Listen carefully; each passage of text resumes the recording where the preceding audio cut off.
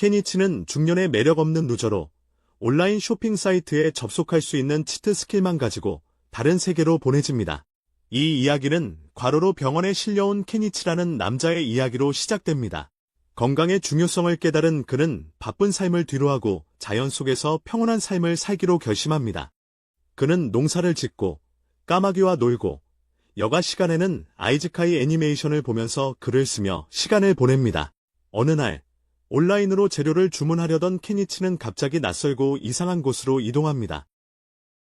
근처에서 시체를 발견하고 자신이 어쩌면 판타지 세계에 온 것이 아닌가 의심하기 시작합니다. 그는 자신이 보았던 아이즈카이 애니메이션에서 영감을 얻어 스테이터스 화면을 불러오려고 합니다. 놀랍게도 실제로 작동합니다. 스크린은 그가 다른 세계에 있다는 것을 확인시켜주지만 무언가 틀렸다는 느낌이 든다. 쇼 절목 중에서 본 상태창과는 달리 체력이나 마나 포인트를 표시하지도 않고 기술 목록도 없었다. 대신 화면에는 두 가지 옵션만 표시되었는데 하나는 샹그릴라라고 불리는 것이었고 켄지치는 호기심을 느껴 그것을 클릭해 놀랍게도 자신의 옛 세상에서 자주 사용하던 온라인 쇼핑 사이트임을 발견했다. 또 다른 기능으로는 아이템 박스가 있었다. 실험해본 켄지치는 주변의 잡초를 아이템 박스에 보관해보고 이를 꺼내오는 것도 쉬운 일임을 확인했다. 그때 갑자기 켄지치의 배 속에서 큰 소리가 나며 배가 고팠음을 상기시켰다. 그래서 켄지치는 샹그릴라에서 음식을 주문해보기로 결심하지만 안타깝게도 화면은 돈을 넣으라는 메시지를 띄우고 켄지치는 아무것도 가지고 있지 않았다. 빠르게 생각한 켄지치는 아이템 박스에 보관된 물건들을 현금으로 바꿀 수 있는지 시험해 보기로 한다. 아이템 박스에 저장된 물건들을 현금으로 교환할 수 있는지 실험해 본다. 안타깝게도 그가 이전에 주운 잡초들은 전혀 가치가 없었고 그는 좌절하고 손에 들고 온 것이 아무것도 없는 상태로 남았다. 절박해진 케니치는 가까운 시체에서 튀어나온 검을 발견한다. 주저하면서도 그는 검을 교환하기로 결정하고 다행히도 검은 거의 10만 엔의 값을 받았고 마침내 먹을 음식을 살 수 있는 자금을 마련했다. 케니치는 잠시 시간을 내어 시체를 묻고 이 특이한 세상에서 자신을 살아남게 해준 것에 대해 진심으로 감사했다. 그 후 케니치는 샹그릴라를 사용하여 자전거, 튼튼한 부츠, 그리고 방향을 찾기 위한 나침반을 구매했다. 방향 지표는 그가 돈을 벌기 위해 정착지를 찾아가는 동안 그를 안내했다. 휴식을 취하던 중 케니치는 주문한 물건들을 사용해 식사를 준비하며 새로운 아이디어를 떠올렸다. 그는 샹그릴라를 이용해 상품을 주문한 후 이 세계에서 이를 팔아 수익을 낼 수 있다는 것을 깨닫고 재산을 축적하는 완벽한 계획이라고 생각했다. 켄지치는 식사를 즐기고 있지만 숲에서 끔찍한 몬스터들이 나타나며 그의 평화는 깨진다. 그는 패닉 상태에 빠져 샹글라에서 무기를 찾으려 애쓰지만 유일한 선택지는 활뿐이며 그는 활을 사용하는 방법을 모른다. 절망적인 상황에서 켄지치는 불꽃놀이를 선택하고 이를 이용해 짐승들을 겁주고 시간을 벌려 한다. 불꽃놀이가 잠시나마만 효과를 발휘하자 켄지치는 슬링샷을 급히 주문하고 놀랍게도 그것이 완벽하게 작동하며 몬스터들을 물리치고 그는 용감하게 계속 공격하여 늑대들이 물러나게 한다. 심장이 두근거리는 가운데 켄지치는 장비를 들고 헤드랜턴을 사용해 어둠 속을 안전하게 통과한다. 다음 날 아침, 켄지치는 거리에서 도시를 발견하고 안도한다. 길을 가던 중 켄지치는 상인 후요를 만나 도시까지 태워다 줄 것을 제안받는다. 켄지치는 제안을 받아들여 다른 승객에게 자신을 소개한다. 그는 도시에서 사업을 할 계획을 설명하지만 후요는 그의 장비 부족에 의아해합니다. 하지만 후요는 그가 아이템 박스를 가진 특별한 사람 중 하나일 거라고 추측합니다. 다른 승객은 시범을 보이려는 듯 자신의 아이템 박스에서 악기를 꺼내 여정에 대한 노래를 부르며 케니치의 이야기는 이제 막 시작되었다고 선언합니다. 도시에 도착하자 케니치는 후요에게 고추를 선물하며 고마움을 표합니다. 후요는 놀라면서도 불안한 기색을 역력히 드러내며 케니치가 도시에서 향신료를 팔 계획인지 묻습니다.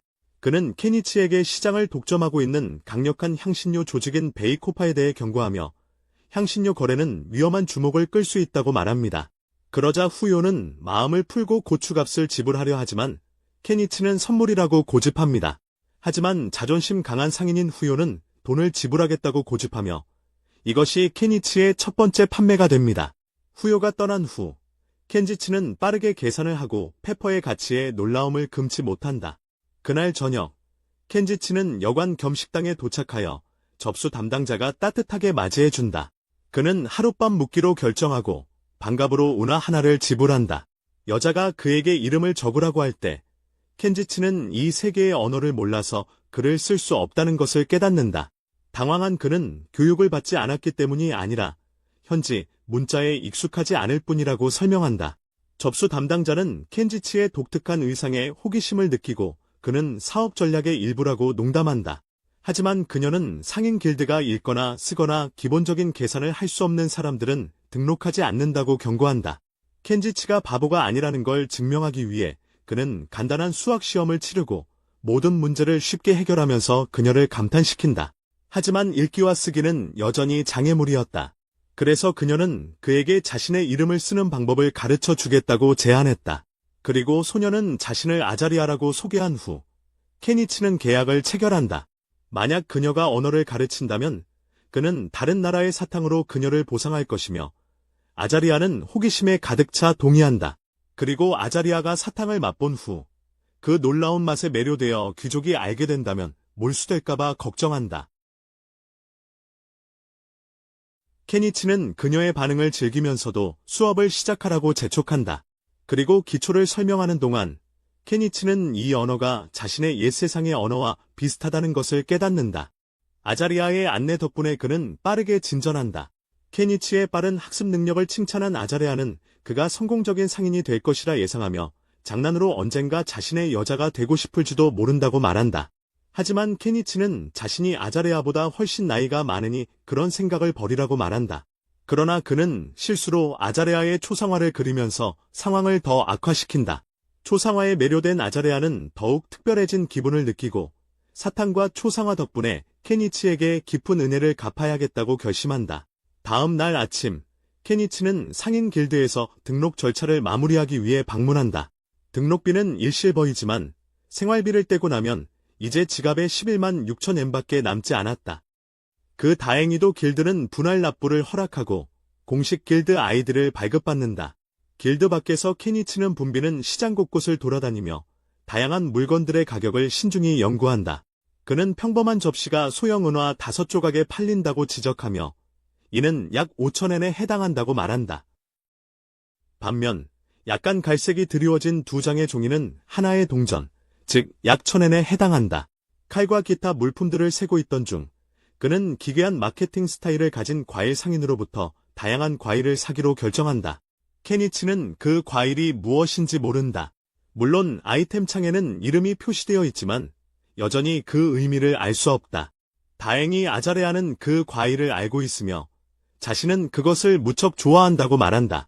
그날 밤 자신의 방에서 케니치는 다음 단계를 고민하지만 피곤으로 인해 결국 실신하고 만다. 다음 날, 케니치는 구입한 물건들, 특히 망치를 포함하여 자신의 사업을 위한 스탠드를 만들기 시작한다. 아자레아는 그가 사용하는 혁신적인 옷장이 얼마나 더 견고한지 감탄하며 말한다. 케니치는 그런 단순한 물건이 가치가 있을 줄은 몰랐지만 그녀의 흥분이 자신을 놀라게 한다. 그 후, 케니치는 자신의 스탠드를 그녀 옆에 세우면서 우연히 늙은 여성을 놀라게 한다. 설거지를 마친 후 그녀는 그의 첫 번째 고객이 된다. 하나의 동전으로 5개의 의류함을 구매하고 자신을 오나마라고 소개하며 그에게 지역에 오신 것을 환영한다고 따뜻하게 맞이한다.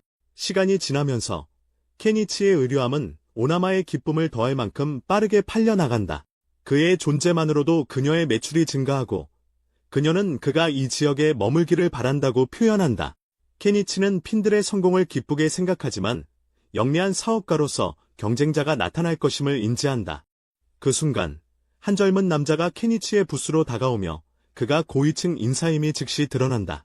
남자가 케니치의 칼 중 하나를 꼼꼼히 살피며 그 깨끗한 상태에 흥미를 보인다. 케니치는 칼의 날카로움을 보여주며 여러 재료를 손쉽게 자른다. 칼의 가격은 은화 2개로 다소 비싸지만 남자는 감명을 받고 관심을 보인다. 하지만 칼날이 너무 작다고 생각하며 케니치에게 더 큰 것을 가지고 있는지 묻는다. 케니치는 적절한 것을 찾기 위해 자신의 가게를 뒤지지만 특정 제약 때문에 더 큰 무기를 찾기가 쉽지 않다는 것을 알고 있다. 그리고 마침내 칼을 발견하고 젊은 남자는 그 뛰어난 장인정신과 아름다움에 매료된다. 하지만 그 칼은 금화 한 개라는 높은 가격표가 붙어있다. 남자가 그것을 사고 싶은 마음과 씨름하는 동안 케니치는 가격을 너무 높게 부른 것은 아닌지 궁금해한다. 케니치는 여전히 그 남자를 큰 지출을 하는 사람으로 인식하며 자신의 사업 직감이 성공할 것이라는 자신감을 잃지 않았다. 그때 갑자기 소형주식인 사람이 케니치의 부스를 둘러보며 돌아다니기 시작하고 다른 카포들은 너무 과하게 행동한다고 질책하는 말을 한다. 이것은 케니치가 비스트포크와 처음 마주치는 순간이며 그는 놀라움에 감탄하며 바라본다. 그의 반응이 무례하게 보일 수 있음을 깨닫고 그는 즉시 사과한다. 한 마리의 고양이가 어색함을 무시한 듯 케니치의 부스 위로 뛰어오르며 천장을 가리키며 사고 싶다고 말한다. 케니치는 처음에는 거절하지만 곧 샹그릴라에서 더 주문할 수 있다는 것을 기억해낸다. 고양이 사람은 3개를 살 것을 결정하고 케니치는 기회라고 생각해 총액에서 하나의 동전을 깎아준다. 그러나 고양이들은 동전을 가지고 있지 않으며 기본적인 수학도 전혀 모르는 듯하다. 케니치가 들어와서 그들에게 총액을 계산해 보여주며 자신의 숫자 실력을 뽐낸다. 처음에는 의심하던 고양이들도 앞에서 영수증을 확인했던 금발 남자가 케니치의 정확성을 인정하며 설득된다. 계약이 마무리되자 금발 남자도 검을 구매할 준비가 됐다고 선언한다. 그날 저녁, 케니치는 자신의 수입으로 여관에서 5박을 지불한다. 한편, 화려한 저택에서는 귀부인 한 명의 하녀가 산옥거리를 감탄하며 바라본다. 이에 영감을 받아 그녀는 회사에서도 이를 판매하고 싶어 즉시 아버지를 찾아 기회를 활용하려 한다. 케니치 쪽으로 돌아오면 그는 최근 구입한 작은 통을 사용해 목욕 준비를 한다. 상품 거래소를 둘러보던 그는 드럼 욕조를 발견하고 이를 물로 채워불 위에서 데우고 편안하게 담그는 아이디어를 떠올린다. 그가 최근에 한 모든 쇼핑을 되돌아보며 떠오르는 생각이 하나 있다. 온라인 상점은 도대체 어떻게 돌아가는 걸까? 스크린의 불빛은 주변을 밝히지 못했고 그는 배송 과정에 대해 전혀 알지 못했다. 그리하여 점점 그는 의심이 머릿속에서 지워지지 않으며 이 상점이 언젠가 무언가 초자연적인 대가를 요구할지도 모른다고 느꼈다. 아마도 영혼 같은 것 말이다. 모든 것을 이해할 수 없었던 케니치는 걱정을 포기하기로 결심한다. 한편 헝클어진 머리를 가진 소녀는 다음 식사를 위해 비둘기를 잡으려 애쓴다. 하지만 갑작스럽게 누군가가 그녀에게 말을 건네며 소녀는 깜짝 놀란다. 그녀는 공포에 질려 달아나면서 하나님께 들키지 않도록 마음속으로 기도한다. 다음 날, 거니치는 자신의 가게를 준비하고 재고를 업데이트하기로 결정한다. 그는 귀걸이들을 진귀한 보석보다는 매력적인 유리 조각들을 전시에 추가했는데 이는 충분히 이익을 남길 수 있을 만큼 매력적이었다. 모든 것을 정리하던 중 전날 만났던 하녀 마거리디 더 많은 옷핀을 사러 왔다고 말한다. 거니치가 몇 개를 필요로 하는지 묻자 그녀는 100개를 원한다고 말해 그를 놀라게 한다. 하지만 그녀가 돈을 이미 준비해두고 있음을 확인한 후 거니치는 질문 없이 거래를 확정한다. 옷핀을 포장하던 중 마거리든 장신구를 발견하고 그것들이 진짜 다이아몬드로 만들어졌는지 묻는다. 거니치는 그것들이 단순한 유리 조각임을 설명하면서도 그들의 미적 가치 때문에 인기가 있다고 말한다. 마거리든 장인정신을 칭찬하며 자신을 위해 하나를 따로 예류해달라고 요청하고 나중에 구매하겠다고 약속한다. 대부분의 시간은 사업이 순조롭게 진행되었지만 케니치가 가게 문을 닫으려던 순간 전날의 괴물들이 돌아왔습니다. 그들의 심각한 표정에 케니치는 긴장했고 문제를 일으키러 온 것이 아닐까 걱정했습니다. 하지만 그가 무슨 말을 하기도 전에 고양이 소녀 마일리가 얼굴을 붉히며 냄새를 맡았습니다. 그녀는 자신감 있게 다른 이들에게 케니치에게서 향신료 냄새가 난다고 말했습니다. 괴물들은 환호하며 케니치에게 향신료를 팔아달라고 간청했습니다. 케니치는 즉시 주저하며 향신료 밀매 조직에 대한 경고를 떠올렸습니다. 그는 향신료를 판매하면 심각한 결과를 초래할 수 있다는 것을 알고 있었습니다. 그는 조직이 어떻게 운영되는지, 자신이 발각될 경우 어떤 일이 일어날지 전혀 몰랐기에 위험을 감수하지 않기로 했습니다. 몬스터 적수는 계속해서 밀어붙이지만 현지인들은 케니치 같은 신참에게 생계를 위협하게 압박하는 것이 불공평하다고 말하며 끼어든다. 결국 몬스터 적수는 그의 입장을 이해하고 물러난다. 하지만 케니치는 타협안을 제시한다. 그들이 직접 향신료를 파는 것은 너무 위험하지만 식사 나눔은 금지되지 않았으므로 그들은 마을 박숲에서 만나 만찬을 함께하자는 제안을 한다. 이는 부적절한 주목을 피하기 위한 조치였다. 기뻐한 몬스터 적수들은 즉시 수락했고 저녁 늦게 그들은 마을 외곽에서 케니치와 아나마와 함께 요리를 준비하고 별빛 아래에서 건강한 식사를 즐기며 모여든다. 케니치가 요리 준비를 시작하려는 순간 아나마가 도움을 드릴 수 있는지 묻는다. 그는 그녀에게 야채를 썰라고 건네지만 그녀는 그것들을 보자마자 얼마나 화사하고 육즙이 많은지를 놀랍게 여긴다. 케니치는 그 야채를 외국에서 가져왔으며 맛 또한 그 모습만큼이나 좋을 것이라고 설명한다.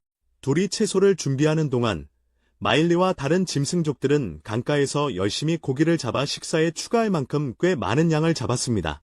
재료 준비가 끝나자 케니치는 신중하게 고른 향신료로 생선을 손질하기 시작했습니다.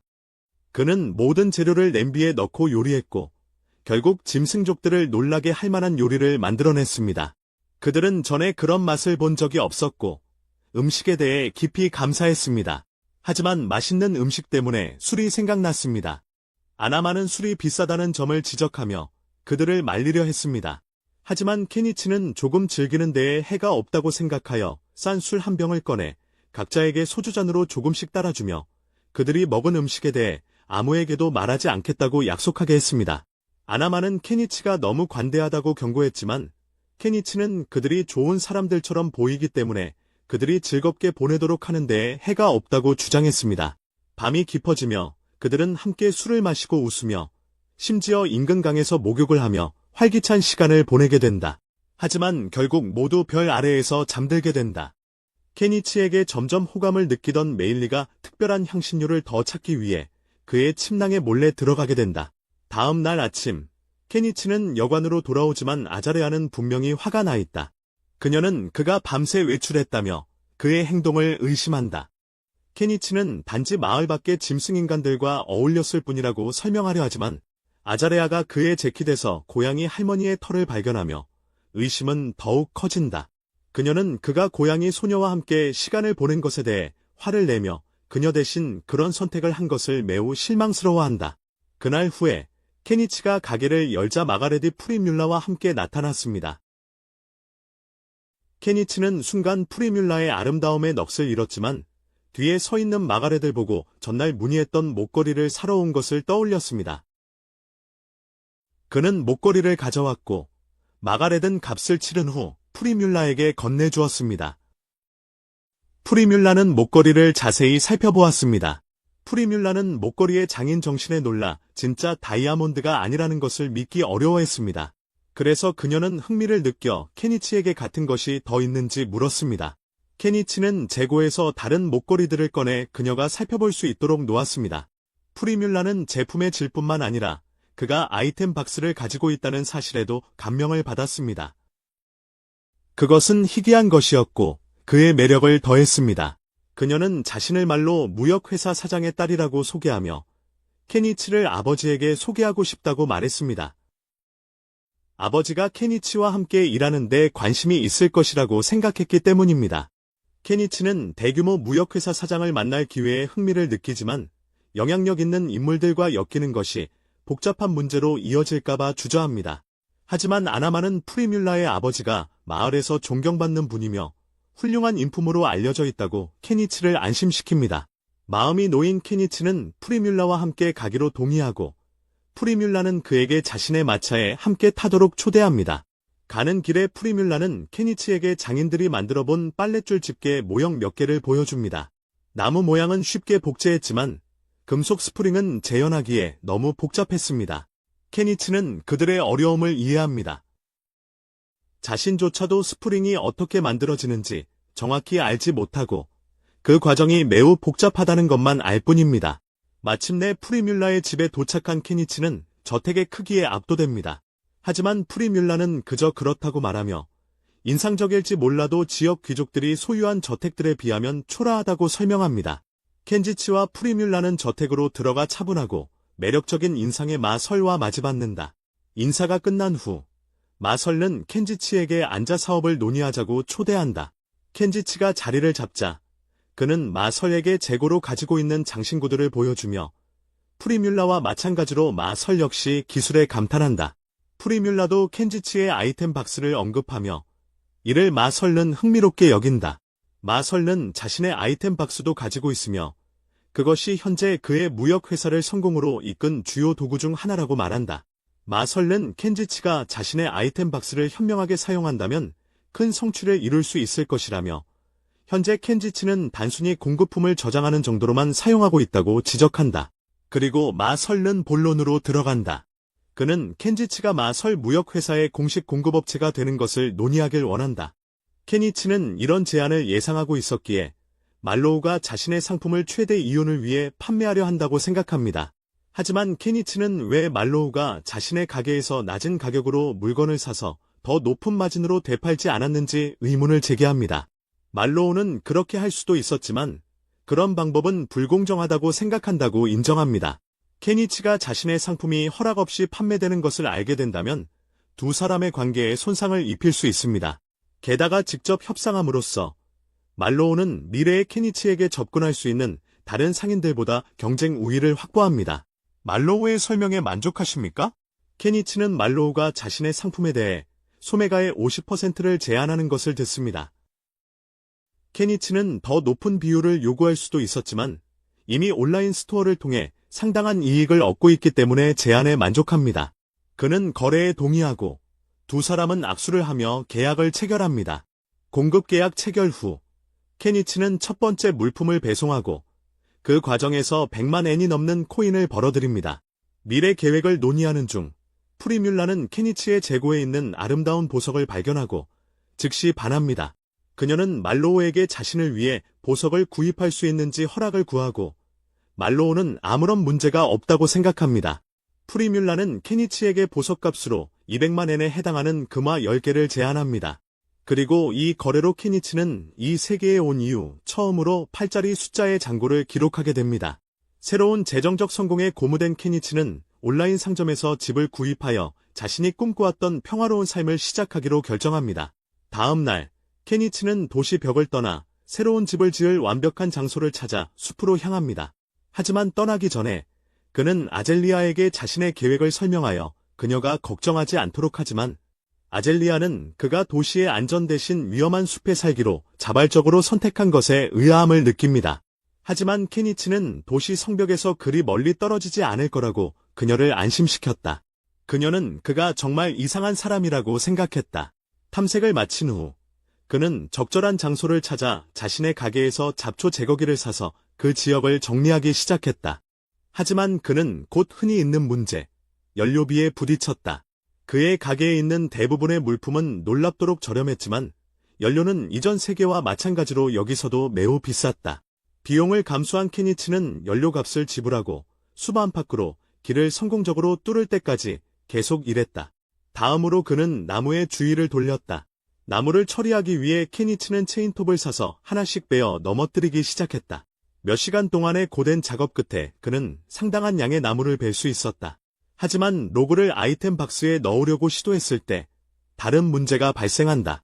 나무가 너무 길어 들어가지 않는다. 분노했지만 결심한 케니치는 체인을 다시 꺼내 아이템 박스에 맞게 10m짜리 단위로 나무를 잘라낸다. 대부분의 나무 제거가 끝난 후 남은 것은 나무둥치뿐이다. 하지만 해가 이미 저물기 시작하자 케니치는 오늘 일을 마무리하고 다음 날 돌아오기로 결정한다. 다음 날 아침 케니치는 나무둥치를 해결하기 위해 돌아온다.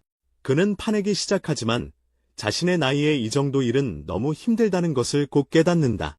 허리를 다칠까봐 걱정된 케니치는 자신의 가게에서 굴착기를 사기로 합니다. 하지만 굴착기가 도착하자 그는 거대한 기계를 멍하니 바라봅니다. 육체 노동을 피하려고 120만 엔이나 하는 중장비를 사버린 것에 대한 감탄과 후회가 동시에 밀려옵니다. 조금 후회하기 시작합니다. 하지만 케니치는 이 기계 덕분에 절약할 수 있는 노력을 생각하며 결국은 가치 있는 투자가 될 거라고 깨닫습니다. 케니치는 다시 굴착기 시동을 걸지만 곧 심각한 문제를 발견합니다. 경유를 사용하는데 그의 가게에서는 경유를 팔지 않습니다. 그렇게 많은 돈을 들였는데 기계가 쓸모없게 될까봐 케니치는 당황하기 시작합니다. 재빨리 생각을 정리한 케니치는 석유에 첨가제를 섞어 경유를 직접 만들 수 있다는 것을 떠올립니다. 하지만 비율을 잘못 맞추면 굴삭기 엔진이 망가질 수 있다는 것을 알고 주저합니다. 안전하게 하기 위해 케니치는 자신의 혼합물을 먼저 디젤 발전기에 테스트하기로 합니다. 그는 발전기의 연료통에 자신의 혼합물을 조심스럽게 채우고 시동을 겁니다. 다행히도 완벽하게 작동합니다. 자신이 만든 디젤이 굴삭기에도 작동할 것이라는 확신을 가지고 다음 날 숲을 정리하는 작업을 마무리할 계획입니다. 그날 밤, 케니치는 또 다른 문제를 깨닫습니다. 숲속에 엄청난 수의 벌레들이 참을 수 없을 정도입니다. 문제를 해결하기로 결심한 그는 다음 날 지역 마법 상점을 방문하여 벌레 퇴치 마법석을 구입합니다. 가게 주인인 마법사가 케니치에게 인사하며 전에 본 적이 없으니 어디 출신인지 묻습니다. 케니치는 최근에 마을에 가게를 연 외국인이며 벌레 퇴치석을 찾고 있다고 설명합니다. 마법사는 그 돌이 은화 3개라고 알려주고 케니치는 비싸다고 생각합니다. 흥정을 하려는 케니치는 대금의 일부로 마법사에게 오렌지 2개를 제안합니다. 전에 본 적 없는 이국적인 과일에 흥미를 느낀 마법사는 거래에 동의하고 가격을 낮춥니다. 나중에 케니치는 아나마와 마법사에 대해 이야기하는데 아나마는 그가 엄청난 지식으로 유명하며 친구에게는 좋은 사람이라고 말합니다. 그녀는 이와 대조적으로 마을에서 가장 악명 높은 인물인 악명 높은 산적단의 두모, 샤가를 언급합니다. 그의 지명 수배 포스터는 어디에나 붙어 있으며 그를 잡는 데 대한 현상금은 엄청납니다.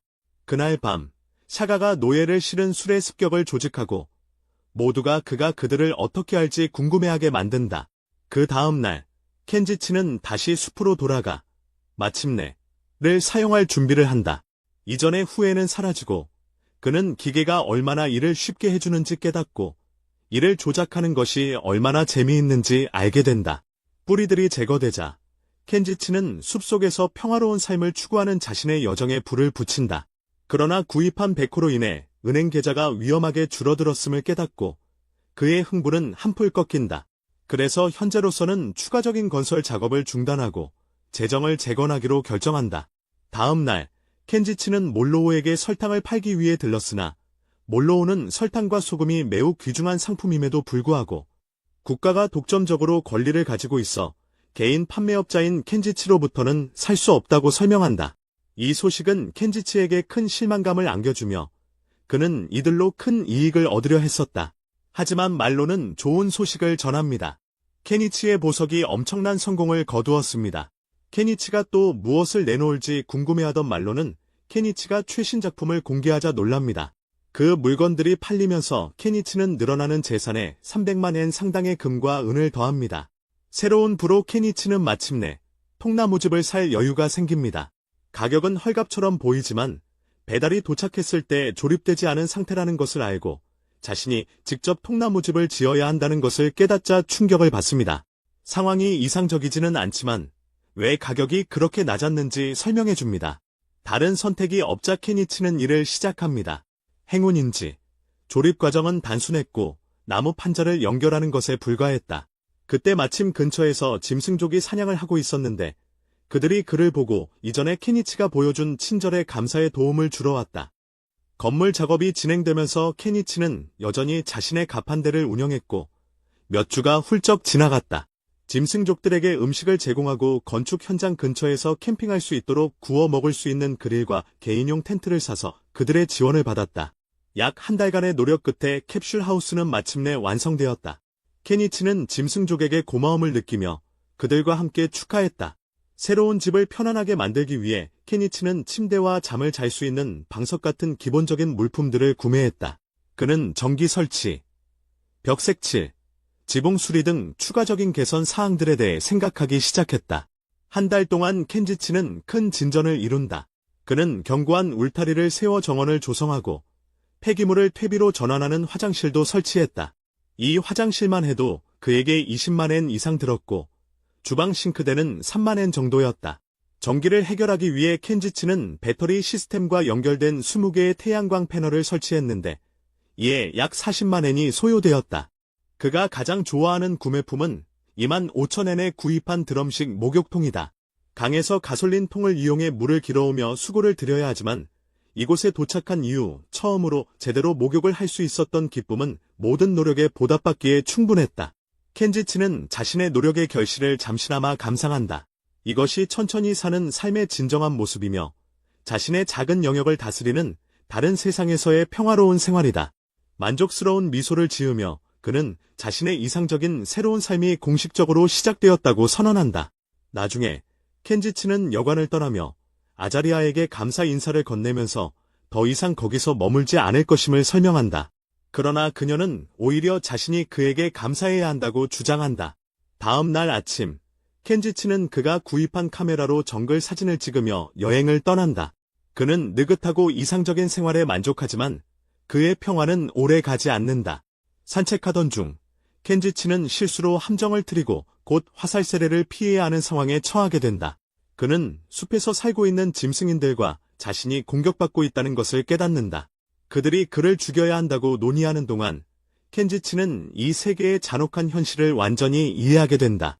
살아남겠다는 결의를 다진 그는 공격적으로 나서서 새총을 꺼내 람보처럼 여러 발을 쏘았다. 그는 폭죽을 이용해 짐승들을 더욱 겁주고 굴착기로 그들을 쫓아버렸다. 소동이 끝난 후 케니치는 짐승들의 화살에 맞은 부상당한 고양이를 발견했다.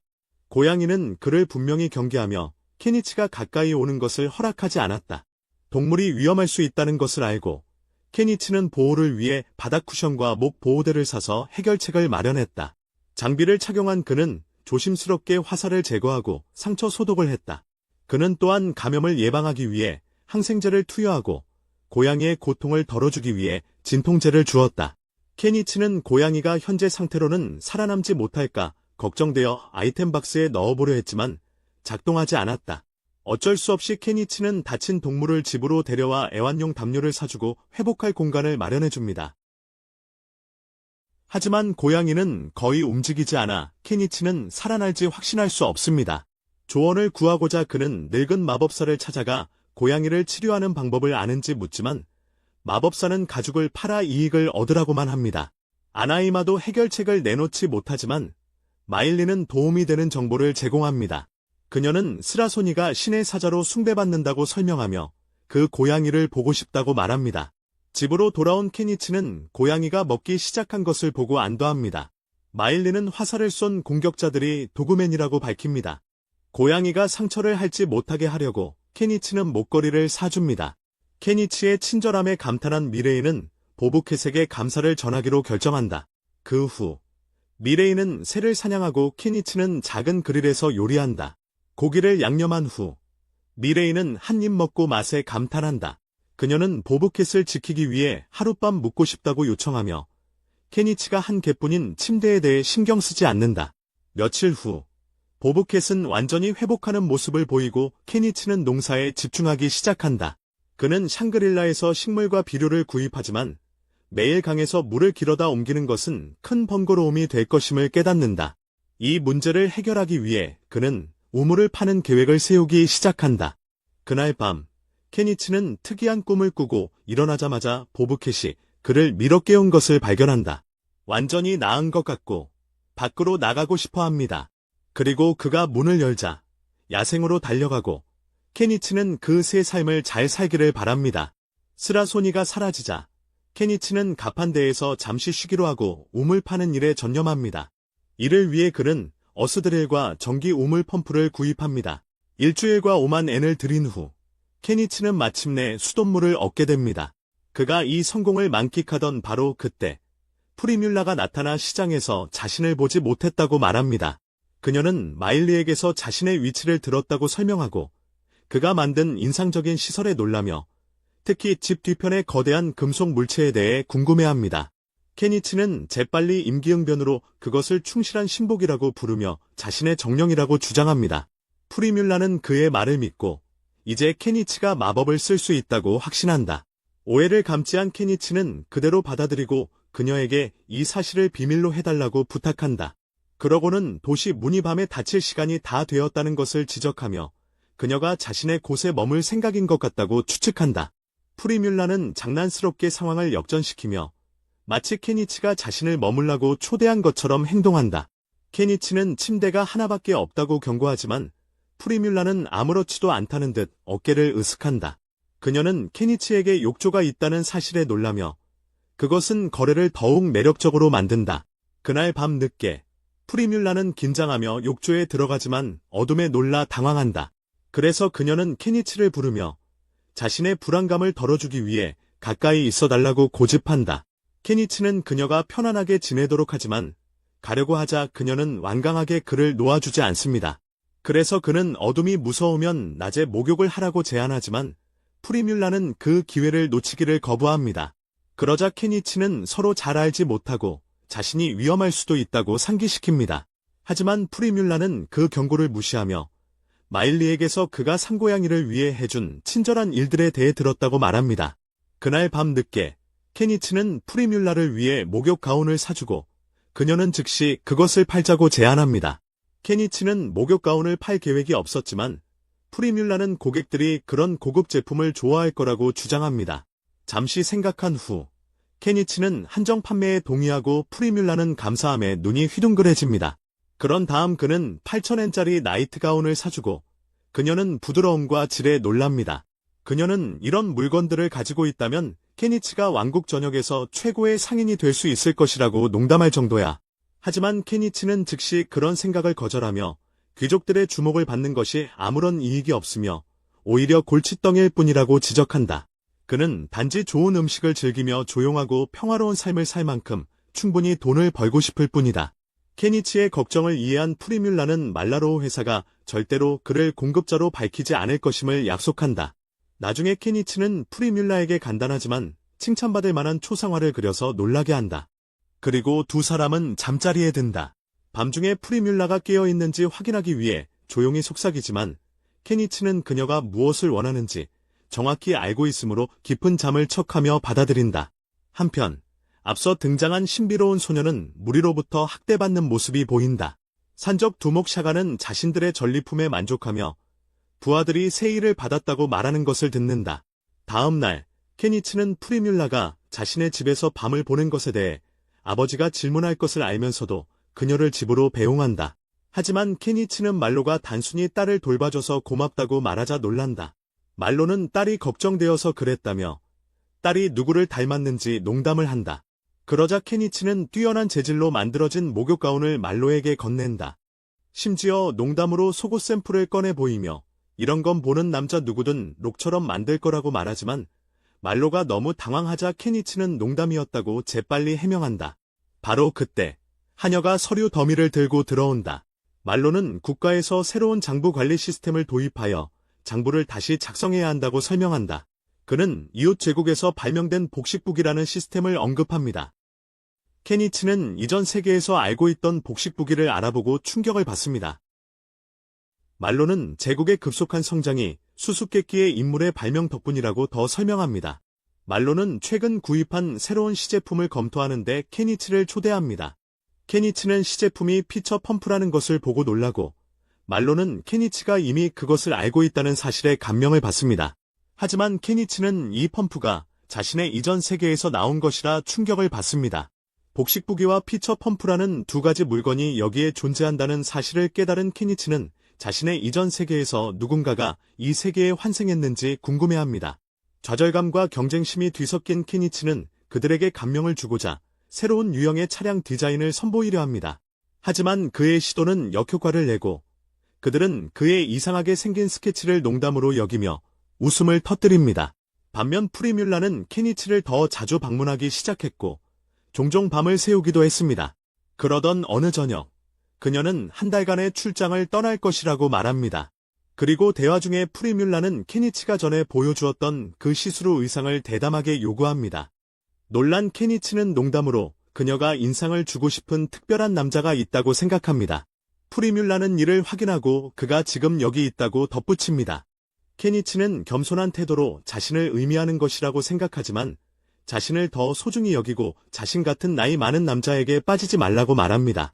하지만 프리뮬라는 단호하며 아버지조차도 그녀가 케니치와 시간을 보내는 것을 마음에 들어한다고 설명합니다. 혼란스러웠지만 너무 지쳐있어 다투고 싶지 않았던 케니치는 대화를 잠시 미루기로 결정하고 프리뮬라는 그에게 밤새 같은 침대에서 자자고 제안한다. 불만스럽게도 케니치는 동의하지만 왜 자신 같은 늙은이에게 그런 관심을 보이는지 여전히 혼란스럽다. 다음 날 아침, 프리뮬라가 마을로 떠나고 게니치는 갑옷을 입은 남자를 만나게 된다. 그 남자는 이전에 검을 사갔던 그 사람이며 이제 폴이라는 이름을 소개한다. 폴은 깊은 숲속에 사는 이상한 사람에 대한 소문을 조사 중이라고 설명하고 게니치의 특이한 도구와 설정에 대해 질문하기 시작한다. 게니치는 모든 것이 마법 때문이라고 넘기며 폴이 게니치가 마법사인지 묻게 만든다. 폴이 입을 다물도록 하기 위해 게니치는 그에게 강철 덩어리를 뇌물로 주며 자신의 검이 모두 소진되었으며 폴이 그것을 검 제작소에 가져가 검을 만들 수 있다고 설명한다. 선물에 감사한 폴은들은 흥미로운 소문을 공유하기로 결정한다. 켄지에게 제국의 한 마법사에 대해 이야기하는데 그 마법사는 기괴하고 들어본 적 없는 주문을 시전했다고 말한다. 이 주문은 어페런틀이 노란색 소스를 대량으로 만들어내며 마법사는 이를 마요 무어지라고 부른다고 한다. 폴이 이것이 마요네즈라고 확인하자 켄지는 입을 해벌린다. 또한 폴은 이 같은 마법사가 잔인한 용을 물리쳤다는 소문도 전했다. 켄지는 경악하며 누군가가 어떻게 마요네즈로 용을 물리칠 수 있는지, 또 어떤 사람이 제국에 환생했는지 궁금해한다. 그 장면은 프리뮬라가 떠난 후 한 달이 지나고 켄지가 말로 상선 회사의 무역단이 곧 돌아올 것이라 생각하던 중 마을에서 소동이 일어난 것을 보고 확인하러 간다.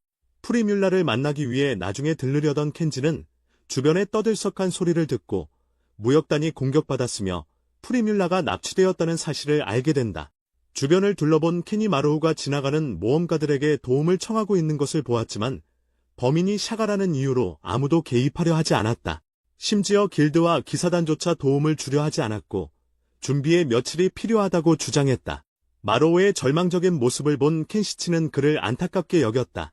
그들 주변의 군중은 50명의 부대를 이끄는 강도 두목에게 도전하길 꺼려하며 마로우가 누군가 자신의 딸을 구해달라고 울부짖는 동안 뒤로 물러나 구경만 하고 있었다. 다른 곳에서는 프리뮬라가 감방에 던져졌다. 그녀는 강도들이 자신에게 무엇을 하려 하는지 묻자 샤가가 웃으며 말했다. 그녀의 뜨거운 몸을 가진 여자가 어떤 변태 귀족이 자신만을 원할 수도 있다는 것이 놀랄 일은 아니었다고. 마을에서는 이제 마로우가 켄시치에게 간청하며 도움을 구하고 있었다. 켄지치는 잠시 망설였지만 결국 프리뮬라를 구출하겠다고 그에게 약속했다. 그는 자신이 무모하다는 것을 알고 있었다. 자신의 제한된 전투 경험으로는 일당 무리를 상대할 수 없기 때문이었다. 하지만 삶에는 어떤 순간에 남자가 물러설 수 없는 경우가 있다. 그래서 켄지치는 마로우에게 필요한 준비를 하기 위해 돈이 필요하다고 말했고 마로우는 망설임 없이 돈을 건넸다. 한편 사건을 지켜보던 몇몇 고양이족은 급히 미라이를 찾으러 뛰어갔다.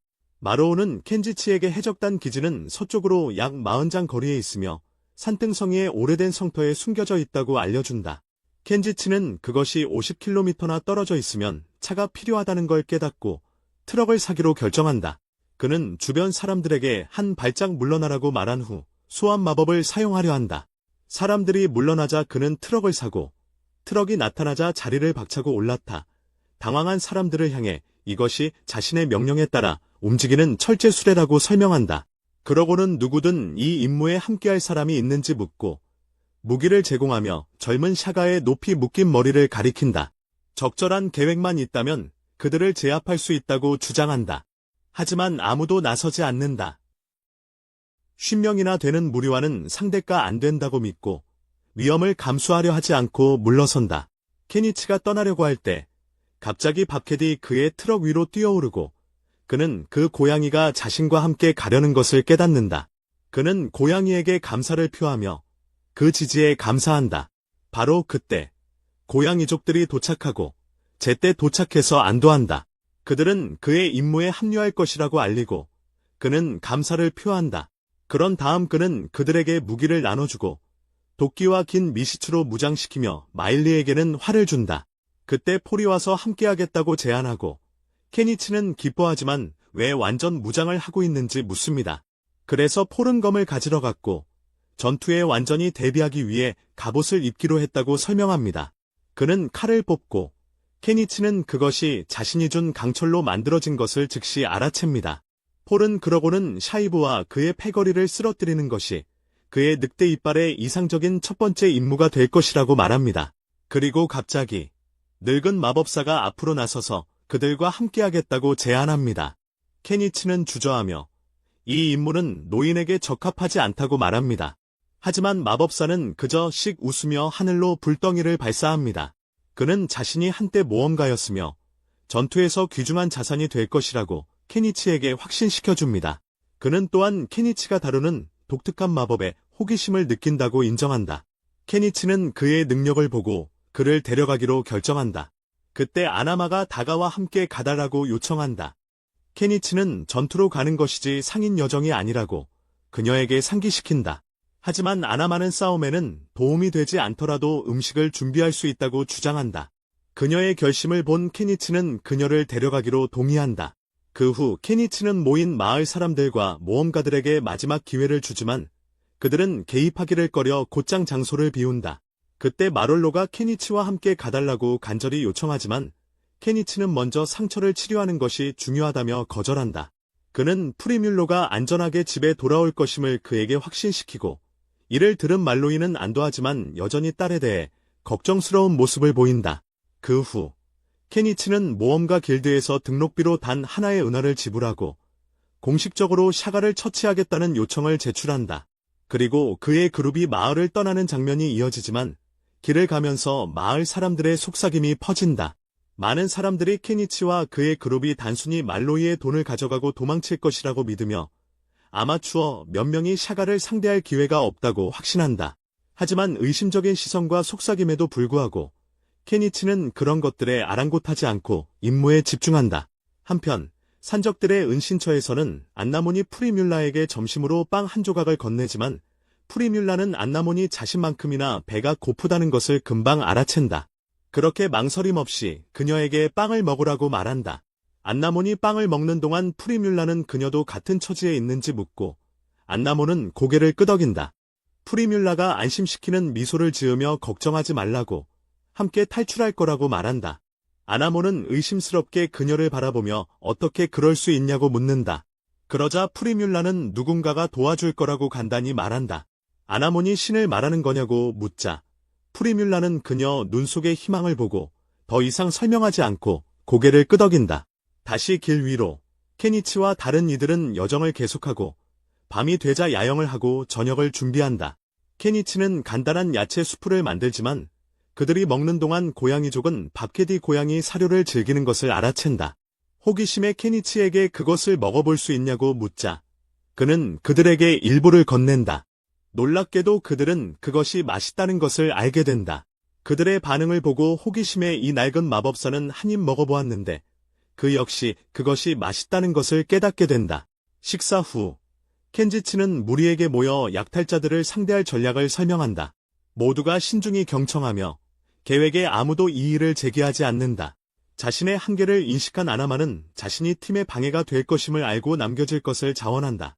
그 후 마일은 적 기지를 사전 탐색하기 위해 앞서 나아간다. 켄지치가 준 통신기를 사용하여 말이다. 그리고 켄지치가 기기에 연결되어 이야기하자 그녀는 놀라움을 금치 못한다. 켄지치는 이는 장거리 통신이 가능한 마법 물건이라고 설명한다. 호위하는 노스에기오가 이를 면밀히 지켜본 뒤 제국조차 이런 기술을 보유하지 않았을 것이라 말하며 켄지치는 그것을 본 것처럼 행동하라고 조언한다. 마일이 앞서 정찰하자 케니치는 나머지 일행도 이동할 시간이라고 판단합니다. 하지만 떠나기 전 케니치는 아나마에게 하루 안에 돌아오지 않으면 모험가 길드로 돌아가라고 지시합니다. 산적 토벌 임무가 실패했다고 보고하라고 말하고 아나마는 이해하며 고개를 끄덕입니다. 밤의 덮개 아래 산적들의 캠프에 접근하며 마일은 앞서 정찰하고 케니치에게 보고합니다. 막로에는 경비병들이 배치되어 있고 나머지 산적들은 안에서 술을 마시고 있다는 것을 알아챕니다. 이것을 완벽한 기회로 여긴 케니치는 공격할 시간이라고 결정합니다. 첫 번째 진짜 전투에 뛰어들려는 순간 고양이족 중 한 명이 그에게 견과류를 건넵니다. 별 생각 없이 입에 넣었지만 너무 늦게 그것이 일종의 약물이라는 것을 알게 됩니다. 그에게는 황홀감이 밀려왔고 임박한 위험에도 불구하고 그는 터무니없이 행복한 기분이었다. 아드레날린과 혈관 속을 흐르는 이상한 물질 덕분에 케니치는 트럭에 뛰어올라 마일에게 감시탑 경비병들을 제거하라는 신호를 보냈다.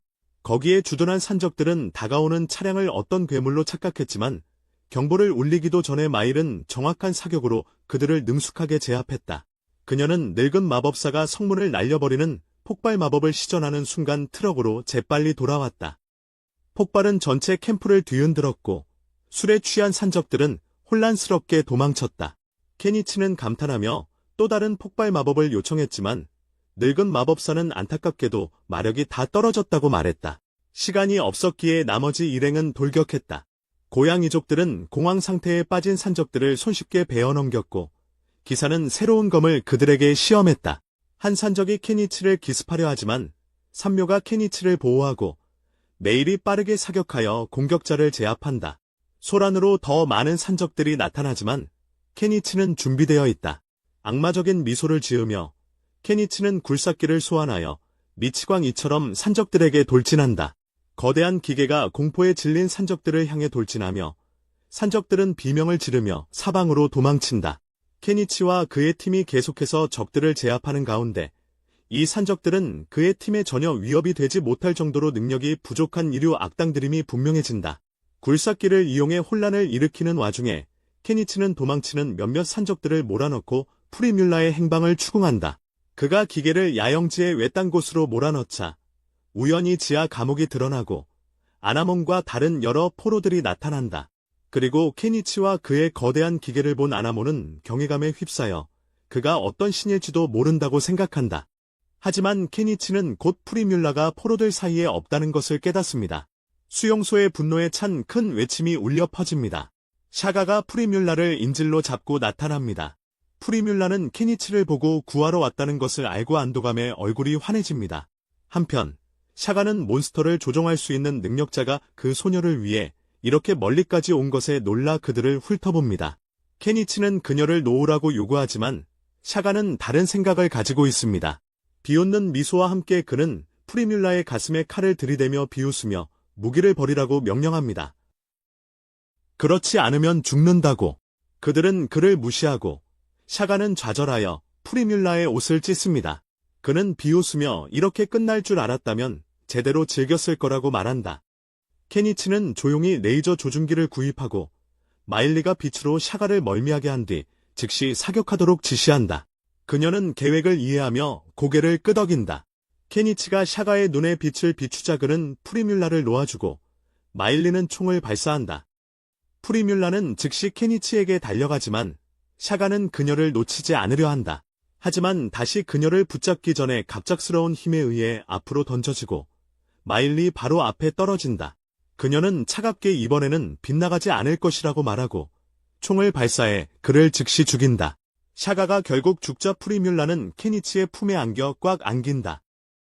하지만 이전에 그 약의 지속적인 영향 덕분에 케니치는 갑자기 그녀를 밀어 넣고 싶은 강한 충동을 느끼지만 스스로 본능을 억제하려 노력한다. 상황이 안정되자 한 마리의 고양이 적이 아나마에게 상황을 알리기 위해 되돌아간다. 한편 성 내부에서는 구출된 소녀들이 필요한 목욕을 하고 있으며 케니치는 자신의 배 알기를 보관하고 있다. 그는 그들에게 신선한 옷을 제공하고 프리뮬라에게 아나모네를 씻기도록 돕게 한다. 또한 그는 가위를 건네며 아나모네의 머리를 다듬어 달라고 요청한다. 가위를 본 프리뮬라는 즉시 상인으로서의 직감이 발동하여 이를 자신의 회사에서 판매할 수 있는지 묻는다.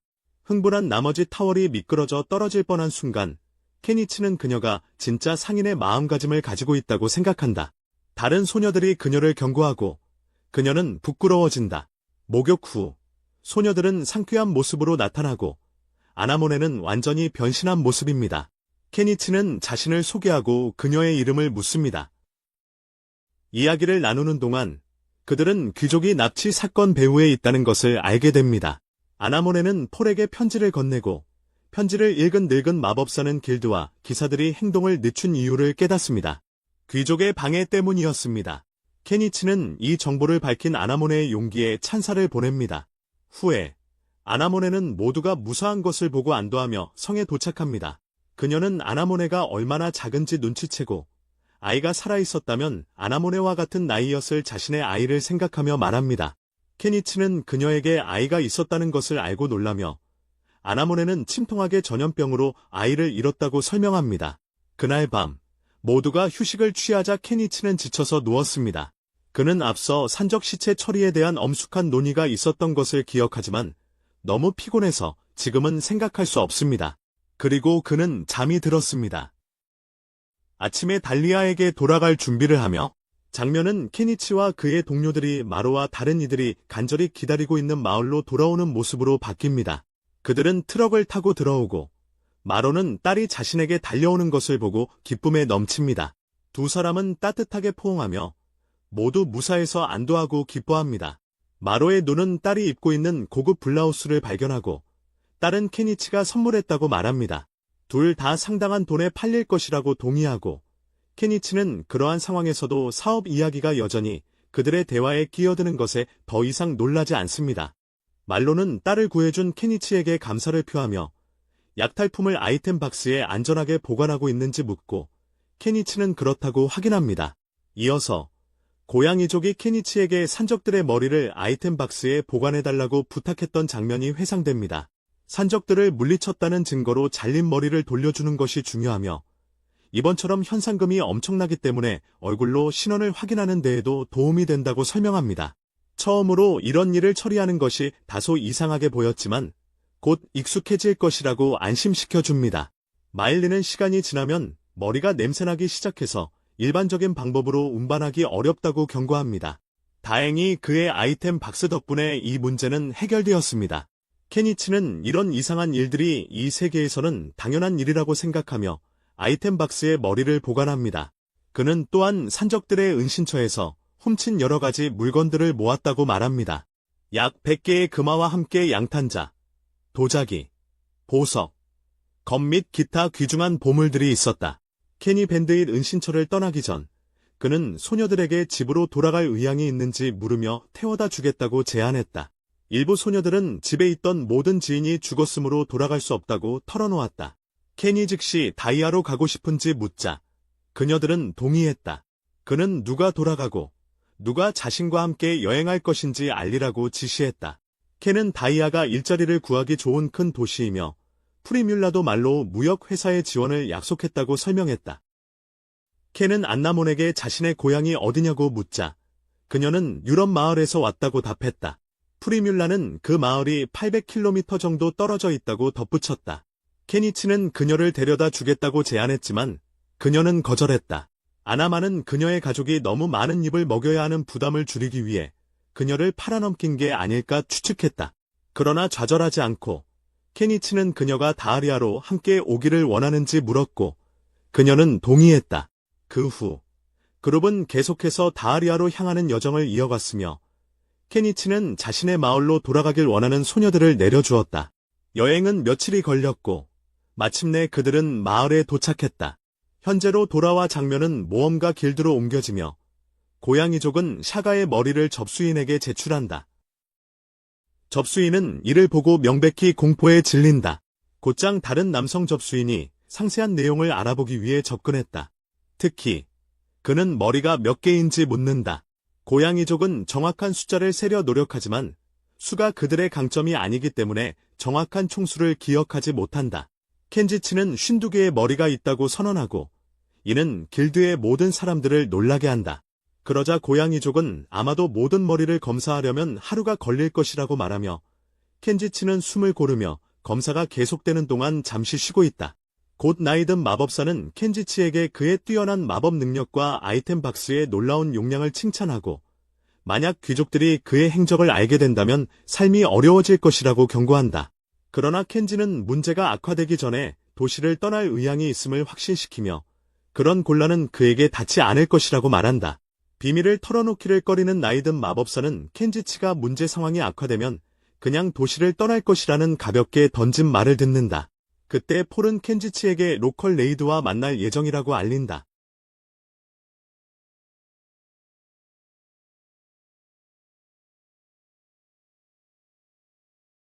귀족들이 사건에 연루되었다는 보고가 있을 것이라는 것을 깨달은 폴은 이를 확인한 후 떠납니다.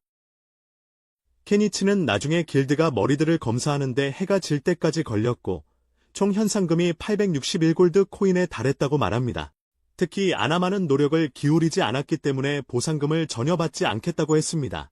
대신 그녀는 케니치에게 아나몬을 돌보는 것을 맡아도 되는지 물었고 자신의 아이처럼 돌볼 것을 약속했습니다. 케니치는 이러한 정리에 대해 이의를 제기하지 않았고 결국 길드를 떠났습니다. 마을 밖에서 케니치는 마을 사람들이 샤가와 그의 패거리의 패배를 기뻐하며 축하하는 것을 관찰합니다. 그리고 그가 떠날 때 아나몬이 그의 뒤를 따릅니다. 한편 길드 안에서 아나만은 자신과 아나몬을 위해 물을 가져왔습니다. 하지만 실망스럽게도 아나몬은 어디에도 보이지 않았다. 그곳이 아닌 곳에서는 케니치가 성문이 이미 닫혔기 때문에 하루 동안 마을에 남기로 결정했다고 설명하고 있다. 케니치는 아자리아의 여관으로 향하며 그들의 무리가 샤가를 물리친 것에 대한 행운의 노래를 부르는 음유신의 소식을 듣는다. 케니치를 다시 만나 반가워한 아자리아는 슬며시 인사를 건넨다. 그녀는 그가 정말로 무리한 무법자들을 물리쳤는지 묻는 등 장난스럽게 놀린다.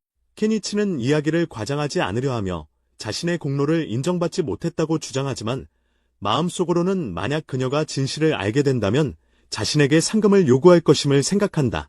아자리아가 과거의 약속에 대해 언급하면서 대화가 개인적인 주제로 전환되며 그가 사업에 성공한다면 그녀를 연인이 되겠다고 맹세했던 기억이 있는지 묻는다. 케니치는 그녀가 자신의 행운을 알고 있는 줄 알면서도 당황해한다. 그런 약속을 한 적 없다고 부인하며 대신 빈방 하나만 내어달라고 부탁합니다. 장난기 어린 연극처럼 눈물을 글썽이며 자신이 그의 눈에는 그저 잠깐의 바람에 불과했던 것인지 묻습니다. 있을 데 없는 짓을 더 이상 계속할 수 없어 케니치는 방으로 들어가 귀족들이 자신의 행동을 알게 되는 건 시간 문제라고 속으로 생각합니다. 그날 밤 케니치가 잠든 사이 아젤리아가 조용히 그의 침대에 들어왔습니다. 하루 종일 너무 지쳤다고 중얼거렸지만 그녀는 친밀함을 추구하려고 옷을 벗기 시작했습니다.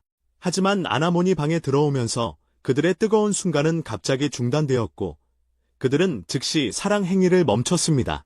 다음 날 아침 케니치는 결국 아나몬이 자신과 함께 남기로 했다고 말합니다. 그런 다음 그는 아나몬의 가게로 가서 그녀를 제대로 돌볼 사람에게 맡기려 합니다. 하지만 그는 놀라게도 그녀가 거기 있지 않다는 것을 알았다. 이에 굴하지 않고 그는 일상의 임무들을 수행하기 시작했다. 처음으로 그는 무기점에 들러 도적들에게서 회수한 무기들을 총 32금의 값어치로 팔았고 다음으로 그는 마로우 무역회사의 분모양의 장식품과 다양한 귀중품들을 내려놓고 이를 통해 35금을 벌었다. 마지막으로 그는 고대 마법사의 가게에 가구를 가져가 22금을 추가로 벌었다. 결국 총 보상은 89금이 되었으며 이는 7사람에게 공평하게 나뉘어져 각각 12금씩을 받았다. 케니치는 안나몬과 남겨진 다른 여성들에게 드레스를 선물하기로 결정하고 이후 자신의 집으로 돌아갔다. 그곳에서 그들은 안나몬이 기다리고 있음을 발견했으며 안나몬이 무사하다는 사실에 기뻐했다. 안나몬은 켄지치와 함께 있고 싶다는 자신의 소원을 깨닫게 되었다. 그녀는 소녀에게 자신과 함께 가면 사업 운영의 모든 것을 배울 수 있다고 말했지만 안나몬은 이를 거절했다. 켄지치는 정말 확실한지 물었다. 그녀가 확인하자 안나몬은 지금은 켄지치와 함께 있도록 허락하며 만약 일이 너무 힘들어지면 언제든지 돌아올 수 있다고 약속했다.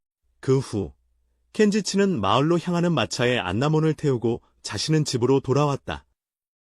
그는 왜 자신과 함께하고 싶었는지 안나몬에게 물었다.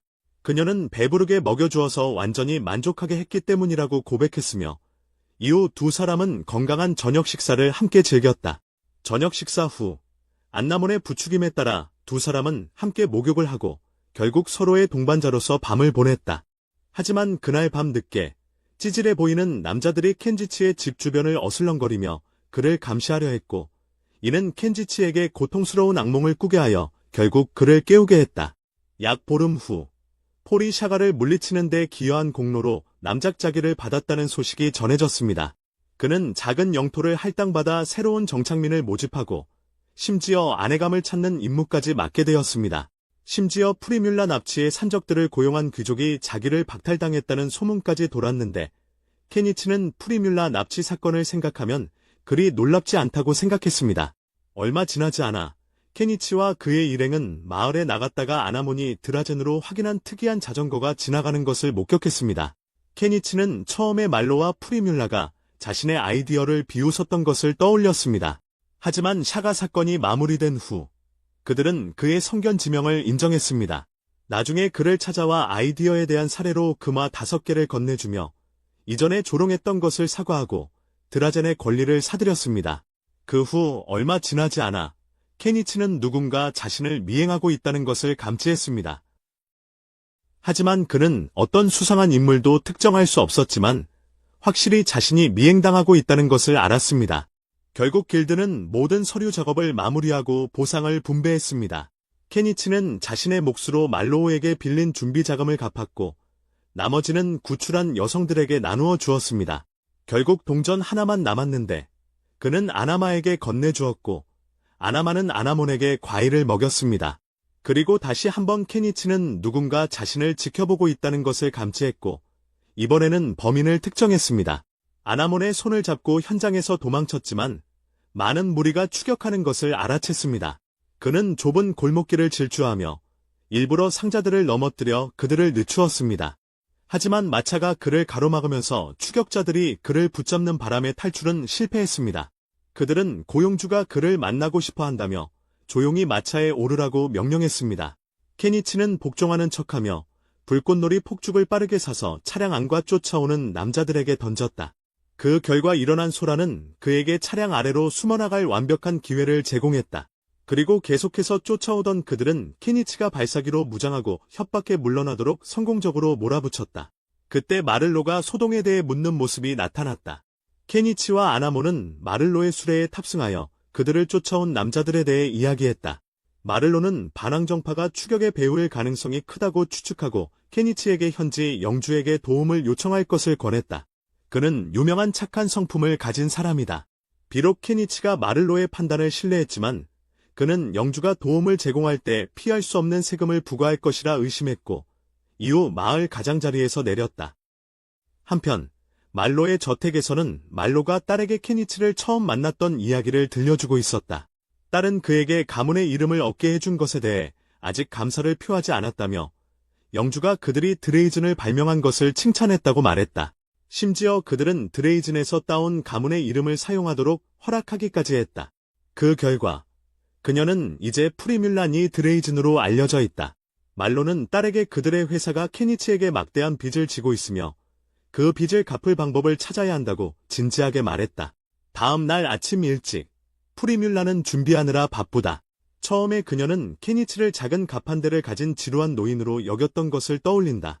하지만 그를 알게 되면서 그녀는 그가 지식이 풍부하고 온화한 사람임을 알게 되었고 그러한 성품은 그가 판매하는 뛰어난 제품들에 나타났으며 그 제품들은 회사에 큰 이익을 가져다 주었고 존경받는 가문의 이름을 얻게 해주었다.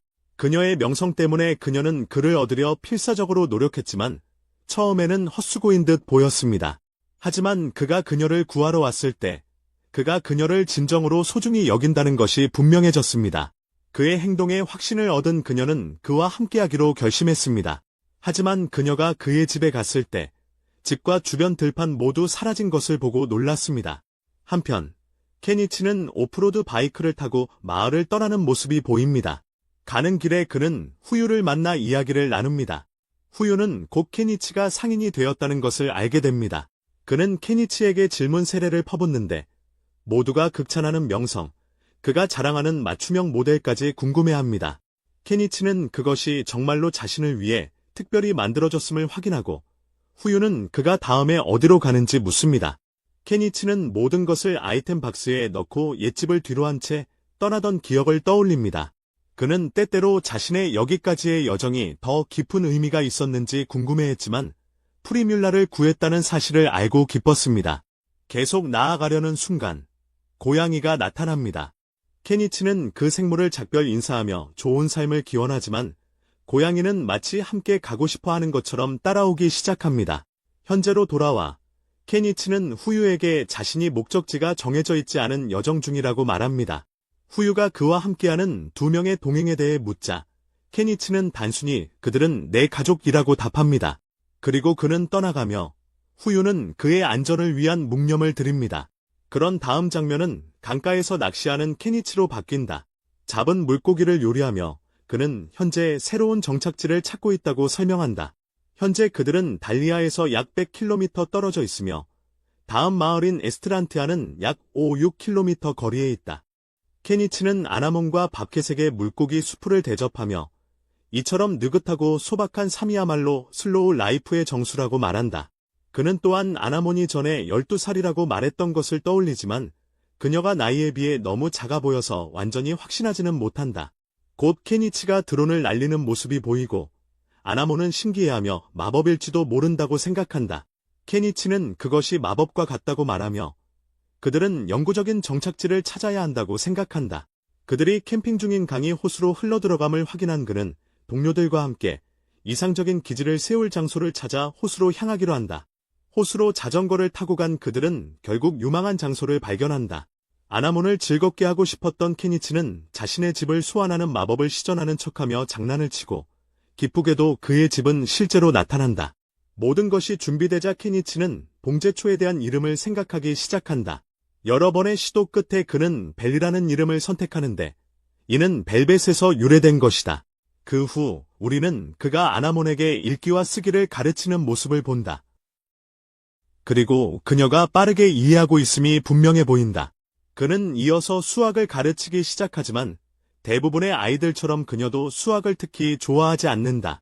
문제를 풀어가는 동안 케니치는 가스라이트 대체 연료에 대한 필요성을 느끼며 경제적인 이유로 석유가 비싸다는 사실을 인식한다. 그는 한번 본 적 있는 요리용 기름으로 만든 바이오디젤에 대한 내용을 떠올리고 이 아이디어를 더 깊이 탐구하기 위해 관련 서적을 여러 권 구입한다. 켄지치가 책을 읽는 모습에 안나몬이 무엇을 하고 있냐고 묻자 그는 책을 공부하고 있다고 설명한다. 그녀는 또한 읽고 싶다고 표현하지만 켄지치는 그 언어를 아직 모른다고 지적한다. 하지만 좌절하지 않고 배우고 싶다는 의지를 보인 안나몬은 켄지치가 일본어를 가르쳐준다. 다음 날 켄지치는 태양 전지판 위에 위장을 덮고 있다. 그때 갑작스럽게 덤불에서 소리가 들리고 그는 몬스터가 숨어 있을지도 모른다고 생각해 싸움 준비를 한다. 그러나 나타난 것은 미레이로 밝은 미소와 함께 튀어나온다. 미레이는 그가 자신을 뒤로하고 갔다고 책망하면서 자신의 냄새를 추적하기 위해 노력했음을 설명한다. 그녀는 안나몬과 합류하게 되며 둘 다 서로를 보고 기뻐하고 켄니치는 이제부터 메일리가 자신과 함께 살기로 결정한다. 나중에 점심을 같이 먹으며 켄니치는 메일리에게 달리아가 그가 떠난 후에도 여전히 같은지 묻는다. 메일리는 마을에 있을 때 포리프리뮬라에게 구원했다는 것을 떠올리며 말하고 이에 켄니치는 그녀가 나이가 맞는 사람과 결혼하는 것이 적당하다고 말하지만 결혼식을 놓쳤다는 불평도 한다. 점심 후 모두 함께 목욕을 하고 나서 그림책을 읽으며 시간을 보내게 된다. 메일리는 그림 덕분에 이야기를 이해할 수 있다고 웃으며 말하고 켄니치는 이런 그림책이 흥미로운 제품이 될 수 있겠다고 생각한다.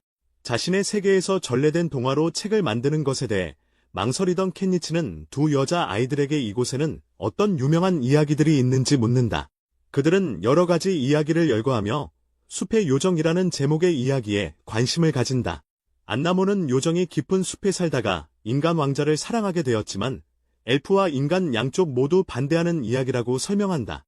엘프는 그들의 손에 의해 결국 목숨을 잃지만 요정들의 도움으로 그녀는 탈출해 마침내 요정의 나라에서 행복을 찾게 된다. 대화 후 켄지치는 이 이야기를 바탕으로 한 그림책용 그림을 완성하는 모습이 보인다. 그리고 인쇄기 키트를 사용해 책의 사본을 만들어낸다. 여자아이들은 결과물을 보고 감탄하며 그는 다른 기계로 페이지를 묶어낸다. 마지막으로 각각에게 사본을 선물하고 그들은 자신만의 작은 보물을 받고 기뻐한다.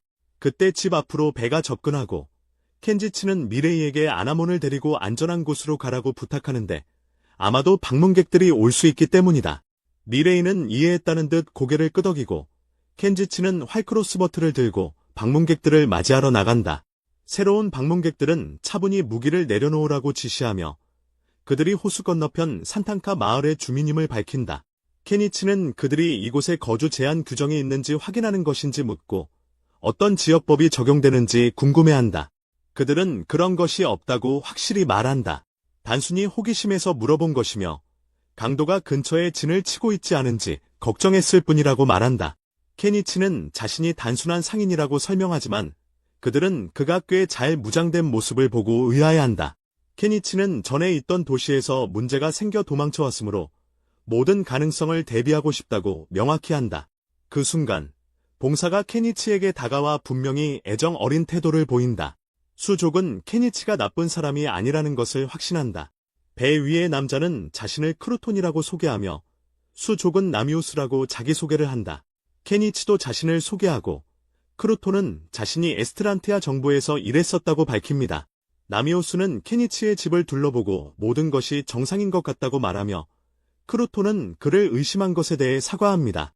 케니치가 만든 그림책을 발견한 크루톤은 딸을 위해 한 권을 삽니다. 짧은 방문 후 그들은 떠나고 케니치는 동료들과 함께 점심을 먹습니다. 후에 케니치가 숲에서 약초를 채취하는 것을 보는데 마일이 장난기 넘치는 모습으로 나타납니다. 그녀는 케니치에게 뛰어올라 아네모네가 없으니 지금 하자고 제안합니다. 케니치는 처음에는 주저하지만 그녀에게 끌려가 결국 은밀한 만남을 즐깁니다. 얼마 후 케니치는 창고에서 뛰쳐나와 강물에 뛰어듭니다.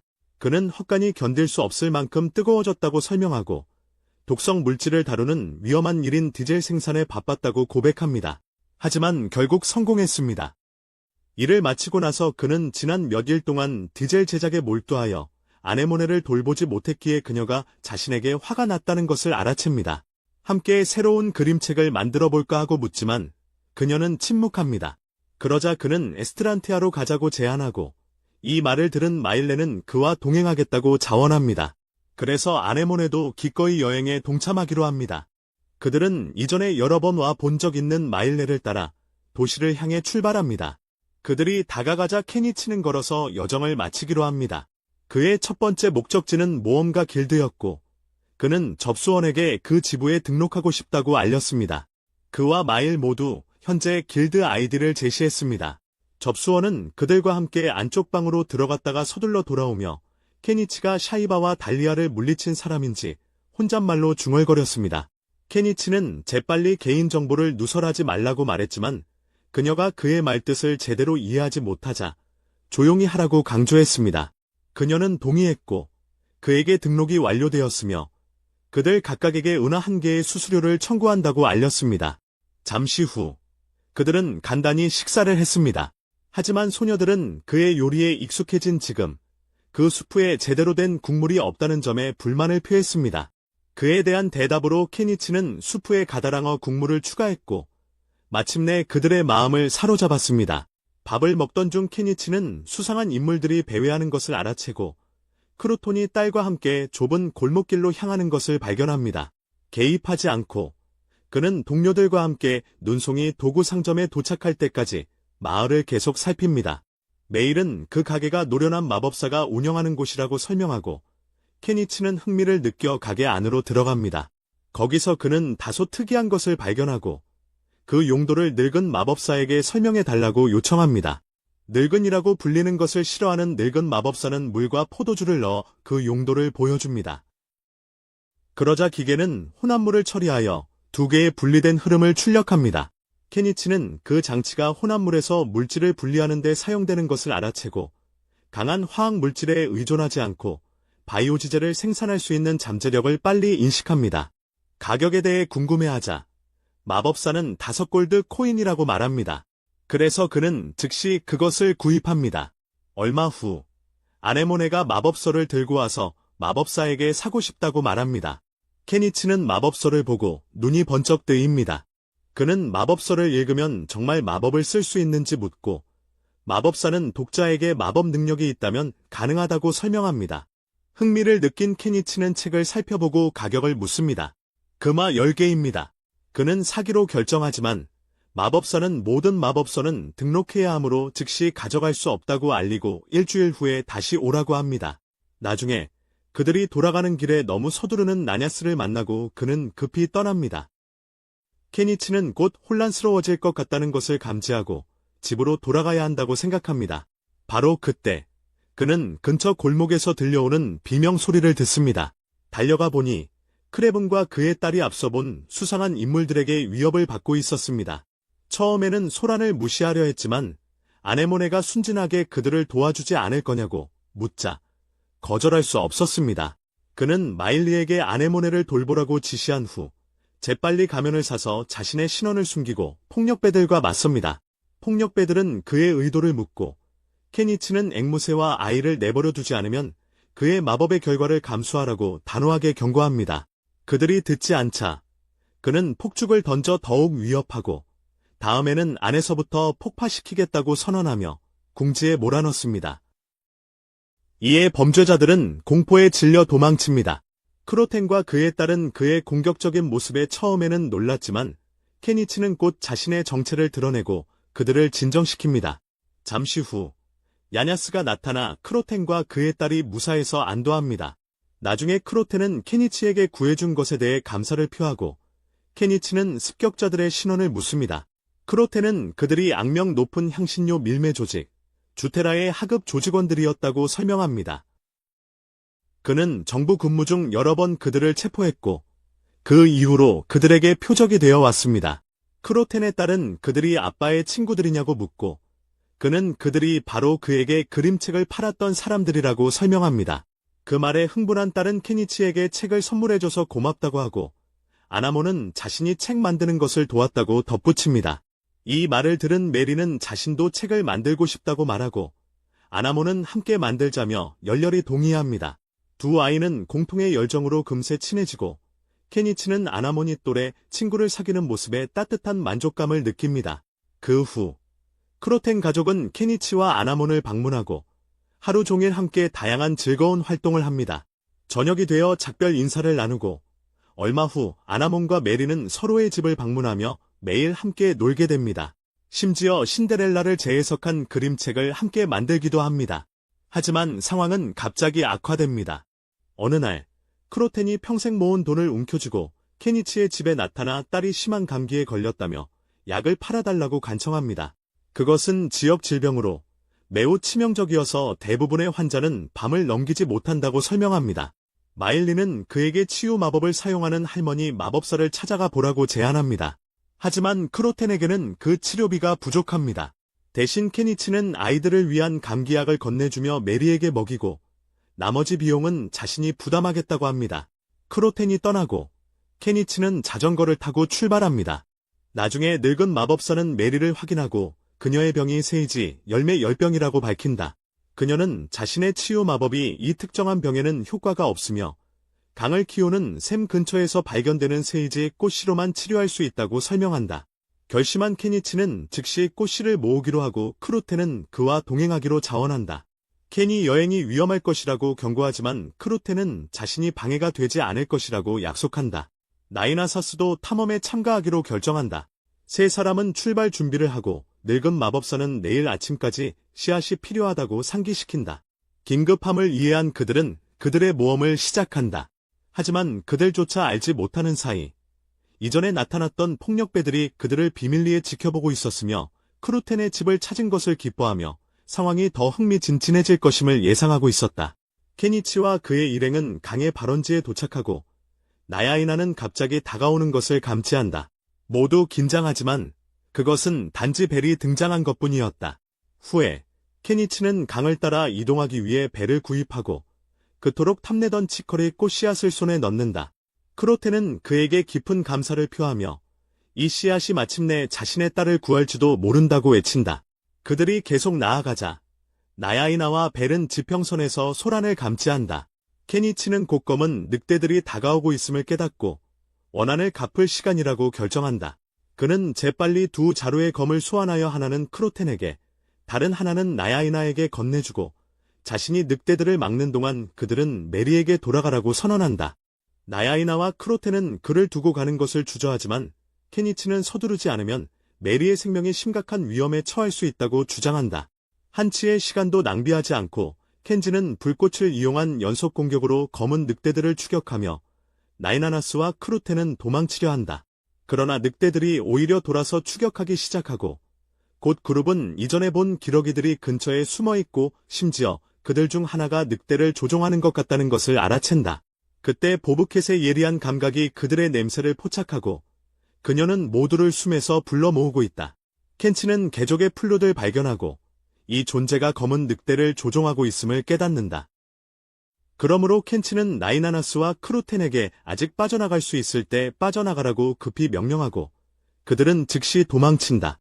개족은 자신의 풀루들 되찾으려 분주히 움직이며 검은 늑대들에게 그의 표적을 추격하라고 명령하려 하지만 켄치는 늑대들이 고양이족을 따라오지 못할 것이라고 확신한다. 그러나 늑대들은 개족의 명령에 무감각해 보이고 직감적으로 근처에 위험한 무엇인가가 있다는 것을 느낀다. 갑자기 거대한 그림자처럼 생긴 짐승이 어둠에서 나타나 개족을 빠르게 제압한다. 거위들이 공포에 질려 흩어지지만 언제나 어리석은 케니치는 그 참상을 지켜보려고 남아 있습니다. 짐승이 가까이 다가오자 케니치는 석궁으로 그것을 쏩니다. 바로 그 순간 밥캐디 짐승에게 뛰어올라 주의를 끕니다. 케니치는 평소의 10배에 달하는 엄청난 양의 폭죽을 터뜨립니다. 멍청한 짐승은 놀랍게도 벌어진 입으로 불꽃놀이를 받아먹고 폭발이 내부에서 일어나 짐승을 눈에 띄게 약화시킵니다. 케니치는 뒤처질세라 굴삭기를 불러내 짐승의 뒤쪽에서 돌진하여 머리에 강력한 타격을 가해 쓰러뜨립니다. 현장을 살펴보던 그는 도그맨들이 의식을 잃고 쓰러져 있는 것을 발견하고 케니치가 크로톤의 집으로 돌아가는 장면과 함께 화면이 흐릿해집니다. 케니치는 메리의 안부를 묻고 곧 최악의 상황은 지났으며 크로톤과 그의 아내는 딸을 구해준 것에 대해 감사를 표합니다. 케니치는 자신이 영웅이 되는 것을 좋아하는 사람이 아니라고 주장하지만 즐거운 변화였다고 인정합니다. 나중에 그는 집 밖에서 크로톤을 불러내어 앞서 도그맨들을 구해주고 크로톤이나 그의 가족을 해치지 않겠다는 약속을 받았다고 고백합니다. 도그맨들은 동의했지만 크로톤에게 원한을 품은 다른 사람들을 그가 통제할 수 없다는 경고를 했습니다. 위험을 감지한 케니치는 크로톤에게 가족을 다른 곳으로 이주시켜 위험에서 벗어나도록 조언합니다. 크로톤은 갈 곳이 없다고 말하며 주데라가 베이코파와 연관되어 있기 때문에 달리아로 이사갈 수도 없다고 합니다. 해결책을 찾은 케니치는 최근에 형성된 폴의 영지라는 정보를 제공합니다. 그는 남작과의 친분을 이용해 추천서를 써주겠다고 제안하고 크로톤은 그 제안에 기뻐하지만 결정을 내리기 위해 시간을 달라고 요청합니다. 케니치는 고향을 버리는 데는 특정한 결단이 필요하다는 것을 이해합니다. 다음 날 케니치가 집에 돌아오자 마일리는 그렇게 재밌는 모험에 자신이 포함되지 않은 것에 대해 격분했다. 케니치는 마일리를 데려갈 시간이 없었고 아네모네를 돌봐줄 사람이 필요했기 때문이라고 설명했다. 마일리는 결국 그의 설명을 받아들이고 아네모네는 메리의 구조에 대한 진심 어린 감사를 표했다. 며칠 후 크로톤과 니아냐는 폴의 영지로 향하며 도시를 떠났다. 메리가 아직 아파서 크로톤의 아내와 딸들은 남았고 나중에 영지에 합류할 계획이었다. 나중에 마일리의 예민한 코는 그들의 집 근처에 이전과 같은 도그맨이 숨어있는 냄새를 감지했다. 그는 크로톤이 떠난 것이 다행이라며 많은 사람들이 여전히 크로톤에게 원한을 품고 있다는 것을 경고했던 것을 상기시키며 이제 그가 그런 문제들을 해결했으니 걱정할 필요가 없다고 말했다. 비록 마일리는 도그맨의 말을 전혀 신뢰하지 않았지만 도그맨은 떠나기 전에 자신의 충성심을 가볍게 여기지 말라고 주장했다. 케니치가 어디론가 떠난다고 묻자 독수리인 남자는 더는 이 도시에서 살 수 없음을 밝힌다. 그 후 케니치가 마을 길드에서 앞서 본 짐승을 도축하도록 준비하고 있는 모습을 볼 수 있다. 현지 도축업자는 케니치가 타우와 함께 거대한 삽상류를 잡아온 걸 보고 경악하며 어떻게 저렇게 큰 짐승을 잡았냐고 묻지만 케니치는 운 좋게 된 일이라고 말한다. 케니치는 고기를 뜯어내고 포함된 마법석을 꺼내라고 현지 도축업자를 지시하며 나머지 부분은 팔겠다고 말한다. 도축업자는 즉시 작업에 착수하지만 저녁까지 걸릴 거라고 경고한다. 할 일이 없었던 케니치는 잠시 휴식을 취하기 위해 집으로 돌아가기로 한다. 특정 호텔 근처를 지나가던 중 갑작스러운 식은땀이 흘러내려 누군가 자신에 대해 이야기하고 있을지 궁금해진다. 호텔 안에서는 익숙한 얼굴이 누군가를 찾고 있는 모습이 보여 케니치의 불안감을 더한다. 나중에 집으로 돌아온 케니치는 마법 장치를 가동하여 바이오 지젤을 생산합니다. 그는 손쉽게 일을 해내고 생산 비용이 10분의 1로 줄었다는 사실에 감탄합니다. 새 기름을 발전기에 시험해 본 그는 부드럽게 작동하는 것을 보고 만족합니다. 그날 저녁, 케니치는 도시로 돌아가기로 결심하고 늦어지면 그곳에서 하룻밤을 보내겠다고 마일리와 아나몬에게 알립니다. 그는 할머니 가게로 향하고 주인은 그에게 마법서 등록이 완료되었다는 사실을 알리고 마법서를 건네줍니다.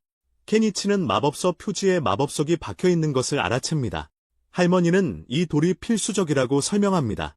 책에 기록된 주문은 이 돌과 연결되어 있으며 돌이 없으면 주문이 절대 발동되지 않습니다. 그 중요성을 이해한 케니치는 이번 구매가 이전에 얻었던 마법 도구만큼 가치 있기를 바랍니다. 장면은 케니치가 엄니곰으로부터 가공된 고기와 마법석을 가져오는 모습으로 바뀝니다. 계산대에서 정육점 주인은 그에게 판매한 재료에 대한 대금을 받을 수 있다고 알립니다. 접수원이 돈을 건네주자 케니치는 그녀의 풍만한 가슴을 뻔뻔하게 쳐다보고 그 행동은 그녀를 분명히 불편하게 만듭니다. 다음 장면에서는 그가 집으로 돌아가는 길에 감기에 걸릴까봐 서둘러 돌아가야 한다는 생각에 갑자기 또 한기가 느껴집니다. 하지만 갑자기 누군가 그의 소매를 잡고 드디어 잡았다고 말합니다. 뒤돌아보니 프리뮬라가 있었고 케니치는 무슨 일이냐고 묻습니다. 프리뮬라는 그를 꽉 껴안고 갑자기 사라진 것에 대해 나무랍니다. 그래서 그는 자신이 사라지지 않았더라면 귀족들이 그를 붙잡았을 경우 그녀의 회사의 위험이 초래되었을지도 모른다고 말합니다. 하지만 그녀는 그것이 문제인지 아닌지는 그들 나름이라고 말하며 어깨를 으쓱합니다. 주위 분위기가 심상치 않음을 눈치챈 케니치는 그녀에게 더 조용한 곳에서 이야기해야 한다고 말합니다. 프리뮬라는 그가 자신의 호텔로 따라오라고 고집하며 장면은 그들이 호텔 카페테리아에서 조용히 이야기를 나누는 모습으로 바뀝니다. 그녀는 그가 한때 그들에게 보여준 드레이징이 어떻게 그녀의 가족에게 명성을 가져다 주었는지 이야기하며 그가 자신과 가족을 위해 얼마나 많은 도움을 주었는지에 대해 계속 이야기합니다. 그러나 케니치는 자신의 역할을 축소하며 그녀의 가족이 자신에게 큰 도움을 주었다고 주장합니다. 시계는 그가 그녀를 산적들로부터 구해주었던 것을 상기시키며 그는 그녀에게 폴과 결혼한다는 소문을 들었다고 상기시키며 진정하라고 간청합니다. 프리뮬라는 그 말을 웃어넘기며 그에 대한 이야기가 있었던 것은 사실이지만 결국 그를 거절했다고 인정합니다. 케니치는 그런 결합이 완벽했을지도 모른다고 생각했다고 인정하지만 대화가 더 진행되기 전에 프리뮬라가 화제를 바꿉니다. 그녀는 아나만과 늙은 마법사 모두가 제대로 작별 인사도 없이 사라진 그에게 화가 났다고 말합니다. 그는 갑자기 떠난 것에 대해 죄책감을 느꼈다고 고백하지만 결코 문제를 일으키고 싶지 않았다고 합니다. 하지만 그녀는 그가 전혀 문제를 일으키지 않았다고 주장합니다. 이를 받아들인 그는 프리뮬라가 그 없이는 완고하게 떠나기를 거부하자 그녀가 자신을 안심시켰으니 이제 집으로 돌아가야 한다고 제안합니다. 하지만 케니치는 곧 돌아갈 계획이 없어서 그녀는 그와 함께 있기로 합니다. 케니치는 그러고 나서 그녀가 어떻게 자신이 이 도시에 있다는 것을 알아냈는지 묻습니다. 프리뮬라는 그가 다른 도시에 등록했는지 조합에 부지런히 확인해왔고 어느 날 그가 이 도시의 현지 조합에 실제로 등록했다는 것을 알게 되었다고 설명합니다. 그렇게 시간을 낭비하지 않고 그녀는 마차에 올라탄 뒤 여기로 급히 달려왔다. 결국 그녀는 오늘 밤 자신을 여자로 만들어달라고 대담하게 요청하며 이 요청은 그를 불확실하게 만든다. 하지만 그녀는 고집을 부리고 켄지치는 뜨거운 아가씨의 요구를 거절하는 것이 현명하지 않음을 알고 결국 동의한다. 그 장면은 프리뮬라의 방으로 옮겨지며 프리뮬라는 시간을 낭비하지 않고 곧장 옷을 벗고 곧 그녀와 켄지치는 매우 친밀한 순간을 공유하게 된다. 다음 날 켄지치가 저택으로 돌아왔을 때 미레이와 아나모는 그가 여자와 함께 있다는 사실에 놀라지만 그것은 말로의 딸임을 깨닫게 된다. 프리뮬라는 켄지치가 자신을 남겨두고 갔다는 사실에 분명히 실망했지만 그는 안나몬과 미레이 모두를 데리고 왔다. 켄지치는 미레이를 데리고 오는 것을 계획하지 않았다고 말하지만 그녀는 그의 냄새를 따라왔고 안나몬은 아직 어린 아이이기 때문에 두고 갈 수 없었다고 설명한다. 분명히 안나몬은 켄지치와 프리뮬라가 가까워지는 모습을 보고 기쁘지 않아하고 곧 그녀와 미레이는 그의 관심을 얻으려 경쟁하기 시작한다. 아나몬은 갑자기 질문을 던지며 케니치에게 앞으로 자신과 함께 살 거냐고 묻고 집이 너무 비좁아질까 걱정합니다. 이것이 아나몬과 프리뮬라 사이의 경쟁을 불러일으킵니다. 케니치는 두 사람에게 사이좋게 지내라고 재촉하고 아나몬은 더 이상 사람을 데려오지 않기를 바라지만 케니치의 말에 주저하며 동의합니다. 그때 프리뮬라는 벨을 보고 놀랍니다. 케니치가 자신 대신 살쾡이를 데려왔기 때문입니다. 케니치는 벨이 자신을 따라왔다고 설명합니다. 이후 모두 케니치 옆에서 누가 잘까 가지고 다투고 케니치는 결국 다툼을 제쳐두고 목욕을 하러 갑니다. 작은 가족이 커졌으니 욕조도 하나 더 샀다고 말합니다. 그런 다음 케니치가 한 욕조에서 목욕하는 모습과 마일리와 아나몬이 다른 욕조를 함께 쓰는 모습이 보입니다. 하지만 아나모는 케니치의 욕조에 들어가겠다고 고집하고 케니치는 처음에는 주저하지만 결국 막을 수 없어 함께 목욕하게 됩니다. 프리뮬라도 결국 합류하지만 모두와 함께 목욕하는 것이 너무 부끄러워합니다. 케니치는 나중에 따로 목욕할 수 있다고 말하지만 밤에 혼자 목욕하는 것이 무서워져서 마일리와 함께하기로 합니다. 목욕 후 케니치는 얻은 마법서에서 화영구 마법을 시전하려 하지만 실패합니다. 힘이 없다고 생각하고 포기하려는 순간 아나몬이 장난 삼아 주문을 외웁니다. 그리고 모두의 놀라움 속에 집 한가운데서 화영구가 폭발하여 모두를 깜짝 놀라게 합니다. 케니치는 재빨리 소화기를 사서 여자아이들과 함께 발생한 화재를 신속하게 진압합니다. 아나몬은 소란을 피워 미안하다고 사과하지만 케니치는 화내는 대신 그녀가 마법을 사용한 것에 감탄하고 기뻐합니다. 하지만 그 기쁨은 잠시. 아나몬이 갑자기 기절합니다. 그들은 그녀를 침대에 눕히고 아침이 되자 열이 많이 떨어져 있다. 켄지치는 그녀에게 복숭아 통조림을 건네는데 그녀는 그것을 아주 좋아한다. 다른 두 소녀들도 복숭아에 관심을 보이며 귀족들이 먹을 만한 과일 같다고 말한다. 몇 일 후 아나몬이 완전히 회복되자 켄지치는 마리와 그녀의 엄마를 초대하는데 마리도 이제 완전히 나아진 상태였다. 그들은 산세곰 고기로 만든 활기찬 바비큐 파티를 즐기지만 마리는 고기가 너무 딱딱하고 씹기 힘들다고 불평한다. 켄지치도 그녀의 의견에 동감해 간장과 다양한 양념 혼합물을 사용하여 고기를 다시 부드럽게 만든 후 다시 구워낸다. 이번에는 고기가 맛있게 익었고 모두 식사를 즐긴다. 저녁 식사 후 켄지치는 남은 곰 스튜로 진한 스프를 준비해 모두를 감탄하게 한다. 나중에 우리는 아나몬과 메리가 함께 작업하던 그림책을 완성했음을 보게 되고 프리뮬라는 그것이 큰 판매 잠재력을 가지고 있다고 감탄한다.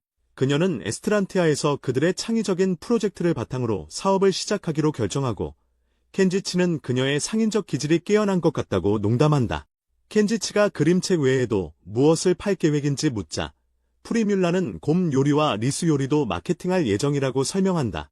메리의 엄마는 자신감 있게 이 제품들이 잘 팔릴 것이라고 말한다. 결국 에스트란티아에서도 이렇게 맛있는 음식은 본 적이 없다. 다른 사람들은 모두 그녀의 열정에 동참하고 메리의 엄마는 켄지치의 아내에게 감사하는 마음으로 그녀를 돕겠다고 나선다. 켄지치의 아내라 불리는 것이 기쁘다는 프리뮬라의 모습이 밝고 웨이트리스 경험이 있는 메리의 엄마는 큰 도움이 될 것이라 약속한다. 켄지치는 이 제안을 수락하고 메리도 참여하기로 결정한다. 아나몬에게 계획이 무엇이냐고 묻자 아나몬은 그와 함께 있고 싶다고만 말합니다. 다음 날 케니치는 프리뮬라를 마을에 내려주고 그녀에게 손수레를 사주며 장사를 하러 보냅니다. 후에 마을에서 프리뮬라와 여자아이들은 스튜를 팔고 있는데 금세 인기 상품이 됩니다. 많은 사람들이 모여 스튜를 맛보고 귀족들에게 대접해도 손색 없을 정도로 정교하다고 말합니다. 하지만 험악하게 생긴 남자들이 갑자기 나타나 소란을 피우면서 분위기가 험악해집니다. 그들은 스튜에서 벌레가 나왔다고 큰 소리로 주장하며 그들의 가판대의 비위생적인 환경에 대해 격렬하게 항의합니다. 장면은 케니치가 드론을 이용해 자신의 집 근처 절벽을 조사하는 모습으로 바뀌고 그는 놀랍게도 위쪽 고원에 손대지 않은 자원이 풍부하다는 것을 발견합니다. 수확할 귀중한 재료가 가득하다고 확신한 그는 쌍안경으로 절벽 가장자리에서 반짝이는 돌들을 발견한 아나몬의 말을 듣습니다. 흥미를 느낀 게니츠는 더 가까이서 들여다보고는 이런 돌을 본 적이 없다는 걸 깨닫고 이깟 것이 엄청난 값어치가 될 거라는 느낌을 받았다. 어떻게 캘지 궁리하던 중 그는 시간을 확인하고 이미 저녁임을 알았다. 기회를 잡기로 결심한 게니츠는 마을로 돌아가 프리무라를 만나러 갔다. 그곳에서 게니츠는 프리무라와 다른 사람들과 마주치고 그녀는 오늘 매출이 모두 완판되었다며 신이 난 표정으로 알려준다. 첫날부터 성공을 거둔 프리무라의 모습에 놀란 게니츠는 아마도 자신의 맛있는 음식과 그녀의 뛰어난 경영 감각 덕분일 거라고 생각했다. 그런 다음 그는 그녀 옆에 있던 괴물 같은 여성을 보고 누군지 묻자 프리무라가 그녀가 가게에서 소동을 일으키던 소란꾼들을 제압했을 때 구해줬다고 설명했다. 그녀는 그 남자들이 스튜에 벌레를 넣었다는 사실을 목격했다고 말했고 그들이 인정하지 않자 그들의 주머니 속에도 벌레가 있을 거라며 증거를 제시했다. 괴한들은 그녀의 지식에 경악하며 논쟁에서 이길 수 없다는 걸 깨닫고 도망쳐버렸다. 프리뮬라는 자신이 짐승녀를 시중드는 하녀로 고용했다고 언급한다. 켄지치는 그녀의 도움에 감사하지만 장난스러운 미소를 지은 짐승녀는 사건이 오히려 자신의 이익이 되었다고 말한다. 프리뮬라가 나쁜 사람들에게 엄한 눈길을 보내기만 해도 작은 은하를 주었기 때문이라고 한다. 그녀는 이를 쉽게 여기며 자기소개를 하고 나오미너라고 말하고 켄지치도 차례로 자기소개를 한다. 켄지치는 집으로 돌아가며 마일과 아나몬이 따뜻하게 맞이하지만 다른 여자가 있다는 것을 알고 놀란다. 켄지치는 그녀가 프리뮬라의 새로운 하녀라고 설명한다. 마일은 또 다른 그의 취미라고 안심하며 켄지치는 나오미너가 프리뮬라가 저녁 식사를 대접해 주기를 원해서 온 것이라고 덧붙인다. 그 후 보브캣이 문 앞에서 켄지치를 맞이하고 나오미너는 보브캣을 보자 충격을 받는다. 저녁 늦게 나오미너는 저녁 식사를 하며 멋진 식사라고 칭찬하지만 와인 한 잔이 더 있었다면 더 좋았을 거라고 탄식한다. 케니치는 그녀에게 와인을 건네주지만 쑥스러워하며 가게에서 가장 싼 와인이라고 실토한다. 나오메나는 놀라며 맛있는 음식과 와인 덕분에 이곳이 천국 같다고 말한다. 얼마 지나지 않아 케니치는 그녀에게 목욕을 하고 싶은지 묻는다. 목욕탕이 있다는 사실에 놀라워하며 기뻐하는 나오메나는 고개를 끄덕이고 아나모아는 자신의 불마법으로 물을 데우겠다고 자원한다. 케니치는 그녀가 연달아 불마법을 사용하는 것이 안전한지 걱정하며 지켜보지만 프리뮬라는 마법을 사용할 때마다 능력이 강해진다고 그를 안심시킨다. 결국 모두 오랫동안 욕조에서 편안하게 목욕을 하고 나중에 몸을 말리고 상쾌함을 느낀다. 그 후 나오메나는 침대를 감탄하며 여기서 영원히 살 수도 있겠다고 고백하지만 마일레는 4명이나 함께 있으니 집이 이미 비좁다고 재빨리 반박한다. 나중에 케니치는 아나모안의 수업을 시작하고 나오메나는 그녀가 공부하는 것을 보고 놀란다. 케니치는 읽기, 쓰기, 산수를 배우면 미래의 기회가 넓어질 것이라고 설명한다. 그는 세상에서 여성의 선택지가 적다는 사실을 들어 알고 있으며 나오메나는 이를 슬픈 얼굴로 인정하며 많은 사람들이 생존하기 위해 자신을 팔아야 한다고 말한다. 케니치는 아남이 프리뮬라와 함께 사업의 기본을 배우도록 제안한다. 하지만 아남은 마법을 배우고 언젠가 케니치와 함께 용을 사냥하겠다고 단호하게 말한다. 케니치는 대서양 모험을 선호하지 않는다. 그는 느긋하고 평화로운 삶을 원한다. 한편 프리뮬라의 가게는 매일 번창해지고 케니치는 절벽을 오를 수 있는 구조물을 완성한다. 작업을 끝낸 후 그는 이미 늦었음을 알아차린다. 프리뮬라가 귀가하여 그가 모든 쓰레기를 아이템 박스에 넣고 있나 묻는다. 그는 많은 비밀을 간직하고 있다고 인정하지만 모든 것을 밝힐 수는 없다고 말한다. 그는 또한 모든 사람이 몇 가지 비밀을 가지고 있으며 그녀도 자신의 비밀이 하나쯤은 있을 거라고 덧붙인다. 의심스럽지만 흥미롭게 여기며 그녀는 그가 자신에게 입맞춤을 하고 이제 떠날 시간이라 속삭이는 모습을 지켜본다. 그러나 그녀는 그를 떠나지 않기로 한다. 나오메나는 그 열정적인 장면을 보며 그들이 그녀 앞에서 그런 짓을 하기를 바라지만 그것이 그녀를 화나게 한다. 켄지치는 장난으로 그녀가 남자가 없는지 묻고 매력적이라고 말하지만 그녀는 무능한 남자들과 어울리지 않는다고 차갑게 답한다. 다음 날 켄지치는 사다리꼴 주변에서 잔디를 깎고 있고 프리뮬라는 휴일을 내고 다른 쪽을 탐험한다. 모두가 올라간 후 켄지치는 마리를 포함한 그녀의 엄마도 이번 여행에 초대했다고 밝힌다. 그들은 각자의 관심사를 위해 흩어져 간 다음 케니치가 절벽벽을 파기 시작한다. 그는 광물을 채취하여 검사한 후 그것이 로토나이트라는 것을 발견하고 한 덩어리당 20만 엔 이상의 가치가 있음을 알게 된다. 이를 계기로 부자가 될 가능성을 느낀 그는 여러 개를 더 캐내어 약 100만 엔의 가치를 모으게 된다. 저녁 무렵 케니치는 저녁 식사에 집중하며 소녀들과 함께 지오조를 준비한다. 식사가 끝난 후 모두가 맛을 보며 감탄해하는데 특히 맨 6만으로 만들어진 음식임에도 불구하고 매우 맛있다고 느낀다. 프리뮬라는 상큼한 노란 소스에 특히 인상 깊어하며 케니치가 말하길 이 소스를 마요네즈라고 하며 마이나의 말에 따르면 제국에서 최근 매우 인기 있는 양념이라고 한다. 그녀는 또한 마법사가 만든 양념이라고 덧붙이며 이 말은 케니치에게 2개의 계좌 도입과 사진 펌프를 발명한 재치 있는 혁신가를 떠올리게 한다. 식사를 계속하면서 케니치는 마법사도 지오자 조리를 하고 있을지 궁금해하고 프리뮬라가 그가 마법으로 지오자를 만들었는지 묻지만 그는 자신의 비결이 단순한 레시피, 식초, 달걀, 그리고 기름임을 고수한다. 소박한 방법에 놀란 프리뮬라는 그에게 레시피를 가르쳐 달라고 간청하고 그는 나중에 그렇게 하겠다고 약속한다. 곧 다시 식사를 시작하면서 프리뮬라는 자신의 가판대에서 그 교자를 팔고 싶다고 말한다. 케니치는 그것이 노동 집약적인 과정이라고 상기시키고 그녀는 언제든지 추가 직원을 고용할 수 있다고 응수한다. 케니치는 미소를 지으며 그녀가 진정한 상인이 되었음을 인정한다. 아직 밤을 마무리할 준비가 되지 않은 케니치는 다른 요리를 준비하기로 한다. 이번에는 스테이크를 요리하고 나이메나는 그것이 너무 맛있다고 생각하지만 그녀의 예리한 코는 독특한 향을 감지하고 케니치는 그것이 와인이라고 밝힌다. 그녀는 열렬히 시음을 요청하고 케니치는 와인이 독하다고 경고하지만 그녀의 간청을 거절할 수 없어 넉넉하게 따라준다. 그리고 얼마 지나지 않아 그녀는 완전히 취해 그에게 매달린다. 마일리가 불쾌해하며 그녀를 끌어내려 하지만 나이메나는 케니치를 훔치고 싶은 의도가 없다고 마일리에게 확신시키고 오히려 모두들과 함께 머물 수 있는지 묻는다. 그러나 마일리는 엄하게 거절하고 즉시 떠나라고 명령한다. 케니치가 개입하여 마일리가 프리무라를 여전히 필요로 하므로 조심스럽게 행동하라고 상기시킨다. 비록 마일리가 나이메나를 경계하지만 프리무라는 그녀를 신뢰하며 결국 나이메나의 관심이 오직 음식에 있다는 것을 잘 알고 있기 때문에 그녀를 머물게 동의한다. 그 후 우리는 나이메나가 양동이 안에 자신의 방을 차린 모습을 본다. 그녀는 가볍게 케니치에게 임대료를 내야 하는지 묻고 그는 아니라고 답한다. 조롱하듯이 그녀는 그가 자신을 길들여 보려고 하는지 묻지만 케니치는 웃으며 그런 일이 아니며 단순히 프리무라를 도와주기를 바랄 뿐이라고 말한다. 그가 떠나려 할 때 나이메나는 그가 혼자 방에서 시간을 보낸 후 아무것도 하지 않겠는지 장난스럽게 묻는다. 그때 마일리가 들어와서 아무 일도 벌어지기 전에 긴장을 풀어버린다.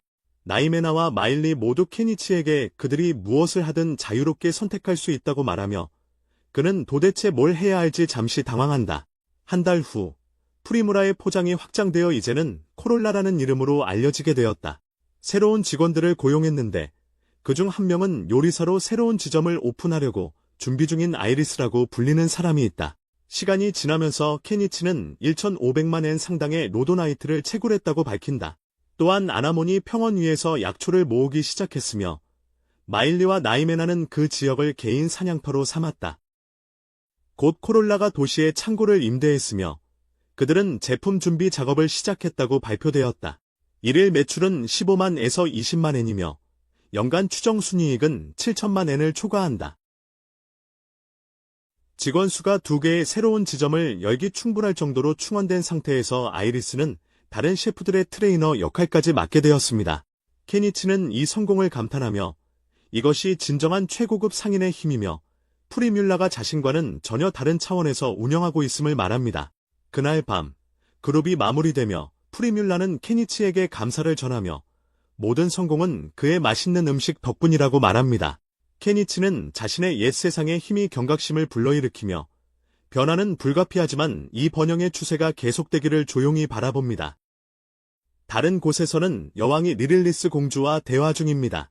여왕은 리릴리스에게 다일리아 근처의 강도단이 무찌르였다고 알려줍니다. 이는 철괴 짐승을 소환할 수 있는 마법사에 의한 것 같다고 합니다. 리릴리스는 이렇게 큰 성과가 왕리파에겐 큰 타격일 것이라 말하며 누가 그런 철괴 짐승을 소환했는지 궁금해합니다. 여왕은 이어 그 마법사가 에스트란티아로 거주지를 옮겼다고 말하며 이는 리릴리스를 놀라게 하는 예상치 못한 전개입니다. 여왕은 영혼들이 그를 그곳으로 인도했을 것이라고 말하며 그 지역에서 중요한 일이 벌어지려 한다는 것을 암시합니다.